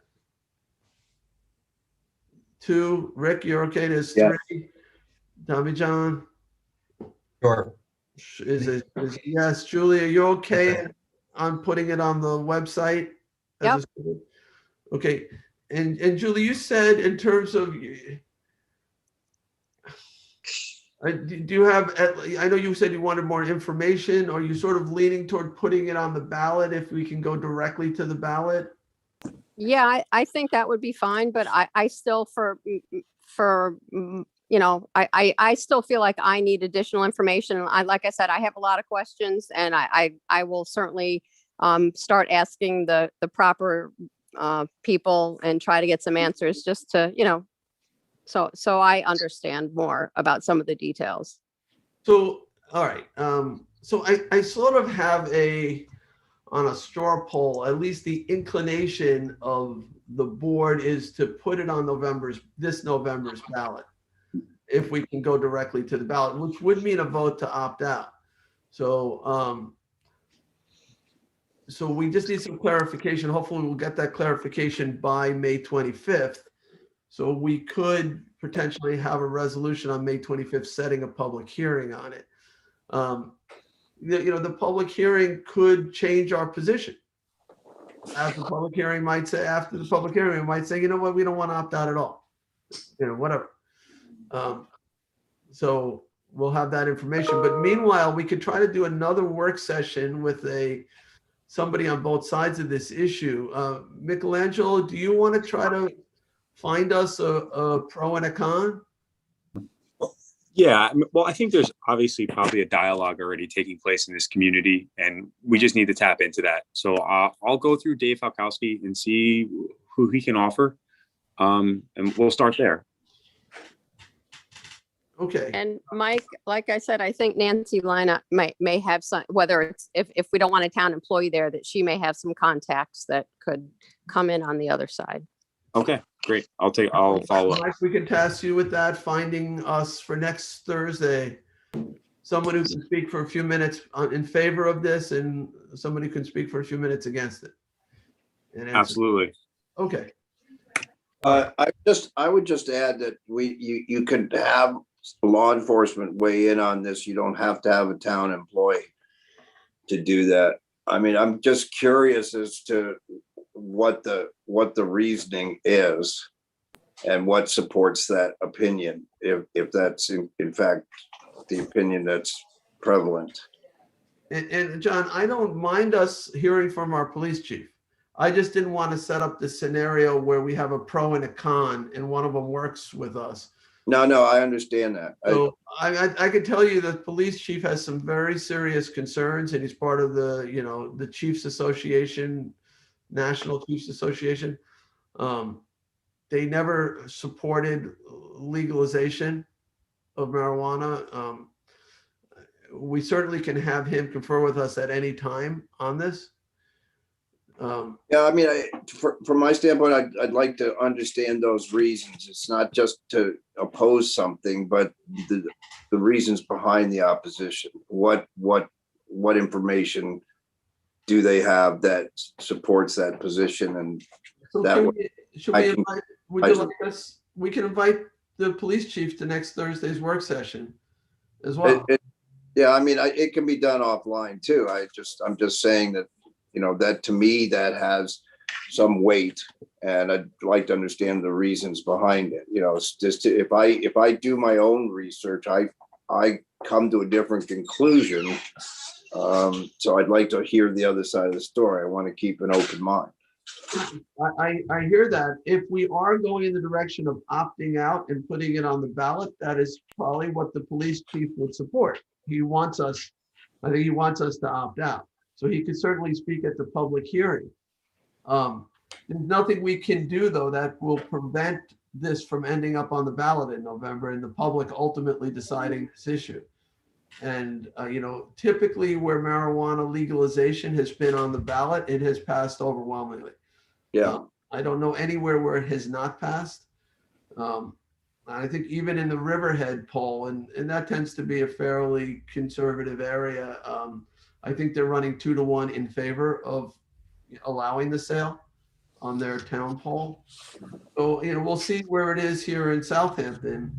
Janice, you're going to work on putting that on the town's website, right? You might want to look at the Riverhead one. I thought they did a pretty good job in terms of laying it out. So, but that's what I would suggest is if we're heading in the direction of putting it on the ballot, the police chief will invite him to the public hearing.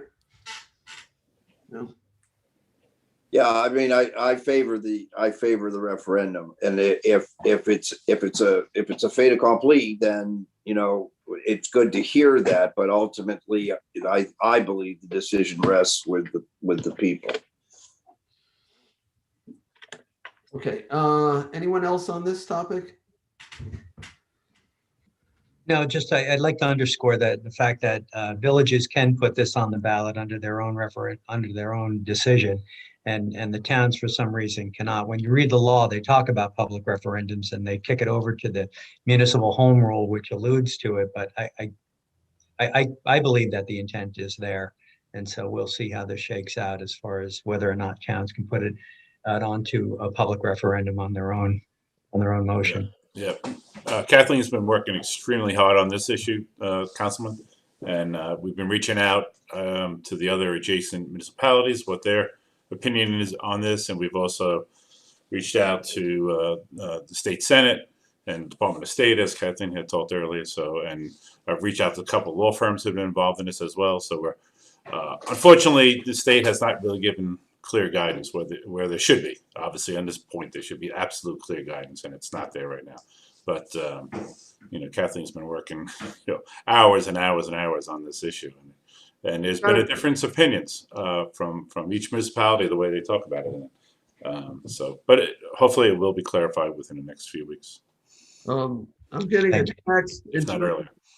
in terms of some individuals that maybe could present to us on the no side, the opt-out side. Kim Laube possibly has been suggested to me. Mark Epley from Seafield, and Chief Skrinicki. So Kim Laube is from the group called HUGS. And I think all three are involved in the task force, the opioid task force. All right. So Michelangelo, you might want to reach out to those folks. To Kim Laube, maybe. I'll follow up. And to Dave Falkowski. I think those would be two good presenters. All right. I think so too. All right. Let me just see if I got any other notes here. All right. Okay, so let's go on to updates. All right, so Thank you. so the May 11th town board meeting, as you know, that's going to be via Zoom. But the 25th meeting, I'll mention again, I said it earlier, will be in person in the town board meeting, and we're trying to make it so people can participate also by Zoom. That may be limited to public portion. I don't know if we'll allow testimony at the public hearing that way. We're gonna have to figure that out. Does the board have a preference if we're allowed to teleconference in, if we're able, not allowed, but if we're able to do that? Do you want to allow comments at the public hearing to be done via Zoom or just public portion? Anybody? I think both. Yeah. Whatever we can do. Okay, so you could then talk at the public hearing as well. Okay, so public participation can be in person or via Zoom. Charlie, you can handle that. You're working on that, right? I will have an answer for you tomorrow. I'm trying to get it together right now. Okay. Also, Charlie tomorrow is working with me. We're doing something a little bit different in terms of the state of the town address, where, I normally will do that at a work session or town board meeting. I'm going to record it with Charlie, and we'll do it, on CTV, and we'll do it, I guess, on the town's website. So if, you'll have full access to it. I might refer briefly to it at one of our work sessions, but I'm going to do the state of the town as a recorded message. Frank is working with me on that. Okay, just a reminder that the CRC has created a website dashboard which consolidates all online services that the town provides.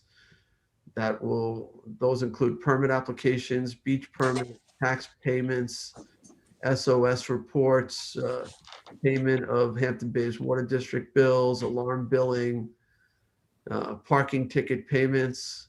So this dashboard is going to be, I think it's already created. And I haven't seen it yet. I don't know. Has anybody seen the dashboard on the website? No. All right. Not yet. Was that? Not yet. Okay, it may be already up and running. So I know they've created it. I just don't know if it's live yet, but that will be a very helpful tool. Let me also mention that this Saturday, which I believe is the day before Mother's Day, there'll be a candlelight vigil at Good Ground Park, 7 p.m. We did this in the past. We didn't do it last year because of the pandemic. We are going to do it this year. This is really to remember those lost to opioid addiction. And, sadly, there were some individuals from our community who did have overdoses during the past year.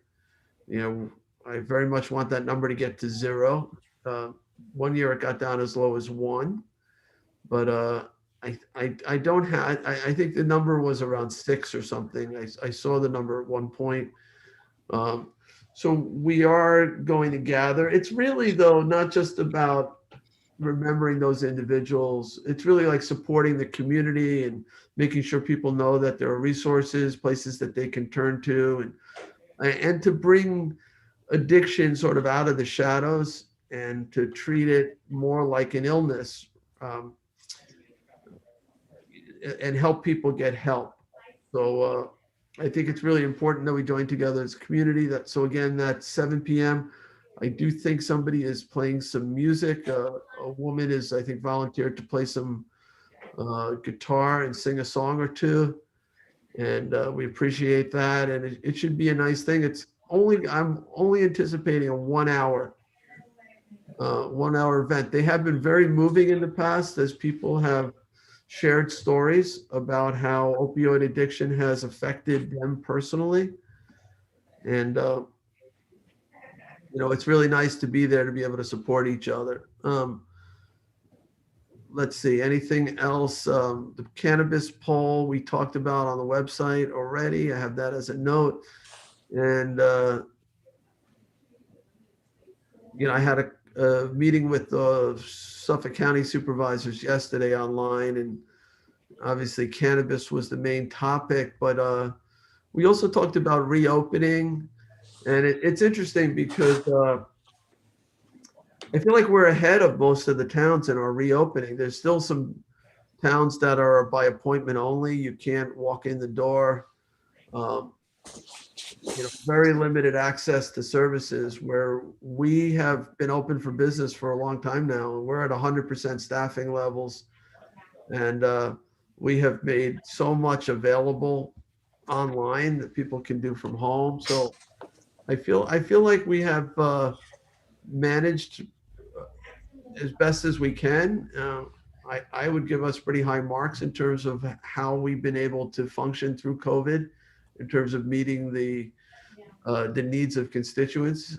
A lot of hard work from all of our department heads under sort of Ryan Murphy's guidance in terms of COVID protocols, but Chief Skrinicki and Sandra Cericione in Human Resources, and Frank in my office, and Len Marchese, and all the, everybody works so hard. Our department heads like Kristen Doulos, developing really detailed plans for reopening parks, and Christine Fenton and all of her great work in terms of, building modifications and things to keep people safe, plexiglass everywhere. And it's been a really challenging time, and we're starting to get back to normal. But it was interesting hearing other towns and feeling like I felt that we were more available to our residents than some of the other towns were. And I think that's a good thing. So, just the fact that we're having a town board meeting in person later this month, they seem to be more on the June schedule. They're getting there too. Toward the end of June. The fact that our senior centers are, at least one is opening on Monday. We seem to be doing some of this before. Now, some of these other communities are much larger than ours, like, Brookhaven and Islip and Babylon. I feel like we're, with the team approach, have really done a good job in making things available again. All right. That's all I have for updates. Anybody else have anything? Just a quick reminder, the East End cleanup is the 15th and 16th of May. We're taking some last minute reservation spots for that. We're getting a very good turnout. Okay, excellent. Anyone else? Not at this time. Me neither. I see Len is on, and he's not going to be prepared to update us on any of the financials, but we are seeing continued strength in community preservation fund revenues. The real estate market is very hot. A lot of people are refinancing, so our mortgage tax revenues are coming in really strong. The numbers I saw were encouraging. The building department, they are overwhelmed by how much activity is happening there. And you saw on the agenda 2 plan examiners that are being hired. So, and we do have federal money that we eventually will get. The county has promised to give us our full allocation of the sales tax for public safety. So our fiscals are, we've had some positive, we still have some negatives, some areas where we had expenses related to COVID, or we lost some revenues, but things are sort of coming back, right, Len? Justice Court, I haven't seen their numbers. No, I'm very positive on our financials. And again, I look forward to figuring out creative ways to spend some of the money so that we put it to best use. But, as you know, I look at every transaction that's done for the town. It actually has to come by my desk. So I see how we're spending the money. I also see how the money's coming in. And we're about ready to issue our draft financial statements. I'll have them ready for you probably in another 2 weeks. I already have our financials, but we're getting them approved by the auditors right now. And they have, once again, we have not had to make any changes from my numbers. So what I've preliminary told you is going to be what it is, actually. Len, one of the things we did, though, was to rebuild the surplus in the police department. Well, you did. You passed a resolution the last town board meeting to do that.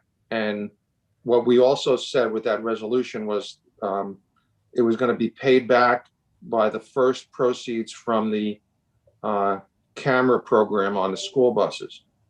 Right. So I just wanted to ask you, do we have any early indications whether that program is going to produce enough revenues to? I have a meeting at the police department tomorrow morning to go over that and other things. So because the money hasn't been generated. I mean, maybe the tickets have been generated, but I would only see it after the deposit is made in the bank, which is a little bit too early. So they'll know from their side because they can see the actual violations. So I'll try to get a preliminary report from the PD. So, but I think you indicated our mortgage tax is significant. Well, no, just when I say significant, I mean like almost double prior years. Month to month estimate. So I don't know what's going on out there, but people are borrowing money and we're getting our 1%. So just Len, on the school bus camera program, I think we anticipated for the police department roughly $1,000 to bring the reserves up to the level that would match our policy. And I believe that we're entitled to 50% now because of legislative Krupke's bill of the revenue, plus they make us whole, whatever our expenses are. My understanding is that that program is producing quite a bit of money, that there was over 1,000 tickets that were generated in that first period, which actually is alarming to me because I can't believe that many people are passing stop school buses. In the town of Southampton or the county? And I think it's $250 a pop, right, Jeff? It's so 250 a pop. If we get half of it is 125. So basically half the money is probably already generated of that 210,000. We might be seeing 125,000 just coming in this short period. Now that could be because the program is new and the people are not used to it. I'm hearing that most of those 1,000 tickets were on County Road 39.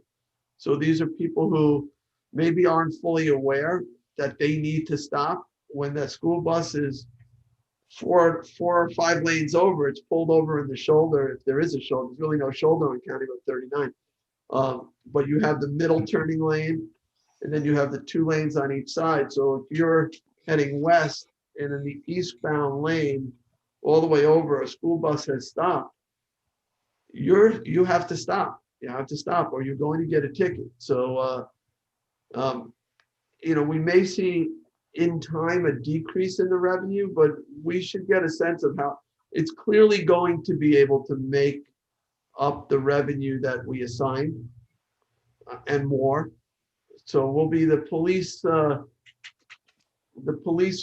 fund reserves will be once again above what. Well, there's a lot of things that go into the police fund. And as I discussed with you yesterday, we're finding shortfalls in the alarm billing.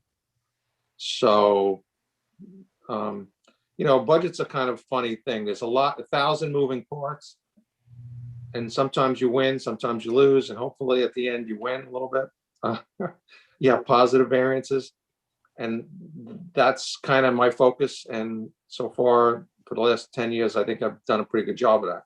So alarm registration fee, if we pass that law, that might generate some more money in the police district. Yeah, well, yes. And we probably should have done that sooner, but I'm glad we're getting around to that now.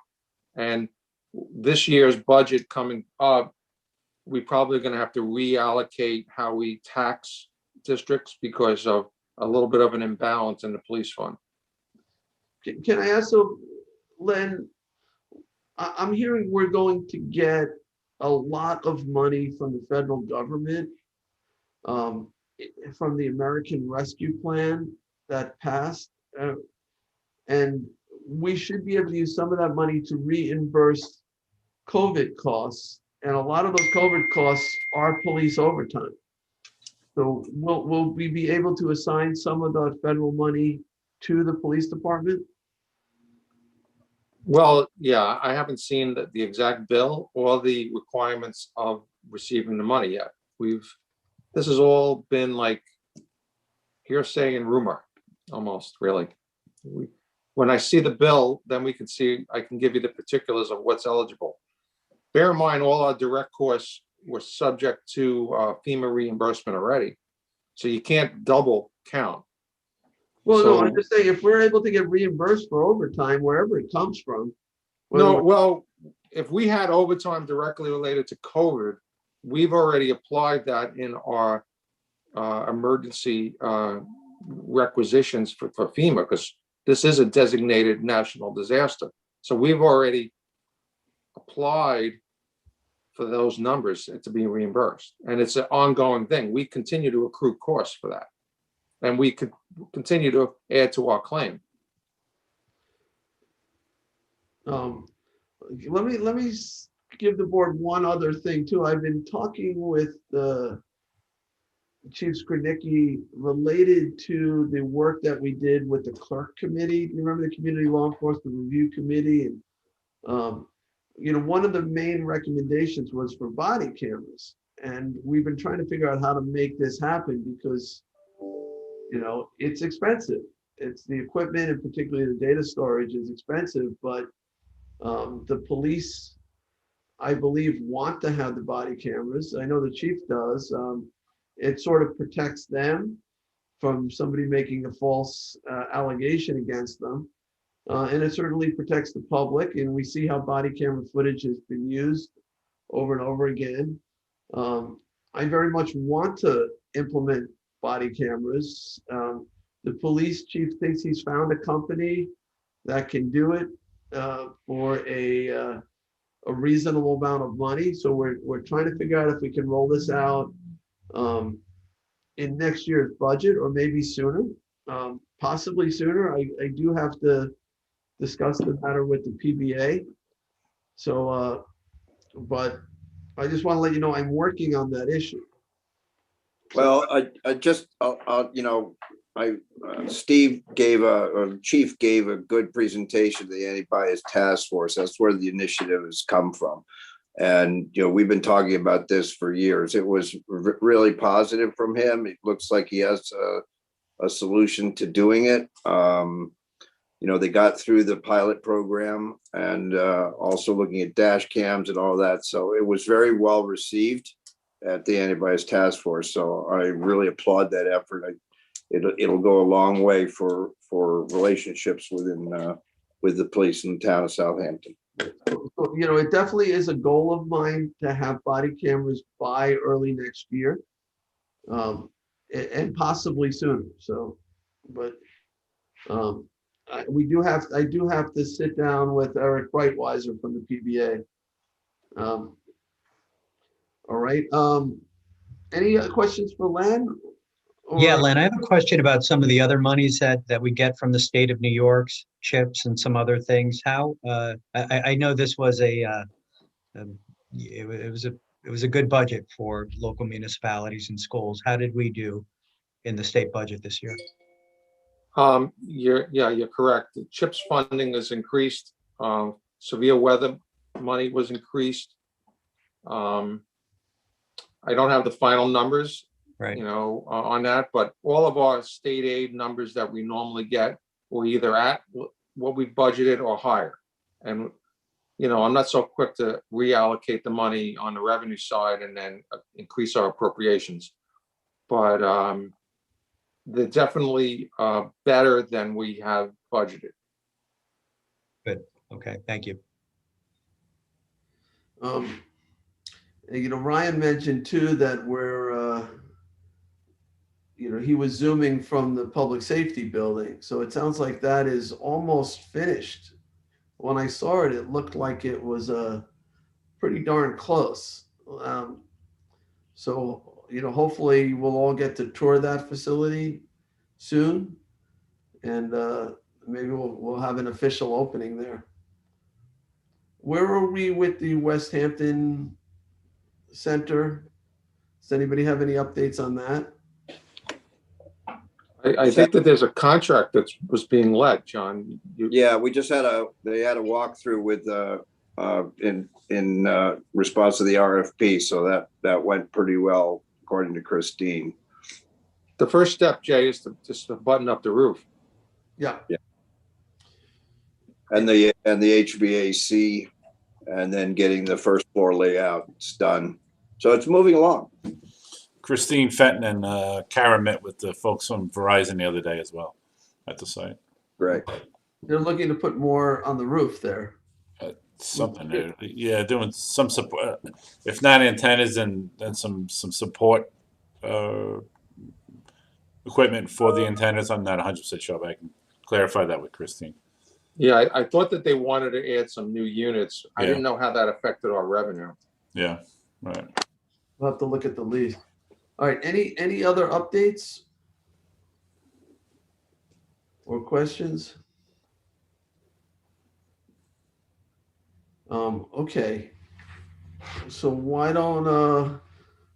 we head toward executive session, let's see what is on for exec. I will try to pull it up. I think we were going to do it in a different order, Jay. All right, well, I have confidential legal advice, litigation, personnel, and acquisition. I think we were going to try to do personnel first. That order doesn't matter in terms of going into executive session, just what topics we plan on discussing. Yeah. So I will make a motion to end our work session, go into executive session for confidential legal advice, litigation, personnel, and acquisitions. Second. Second by Councilman Schiavone.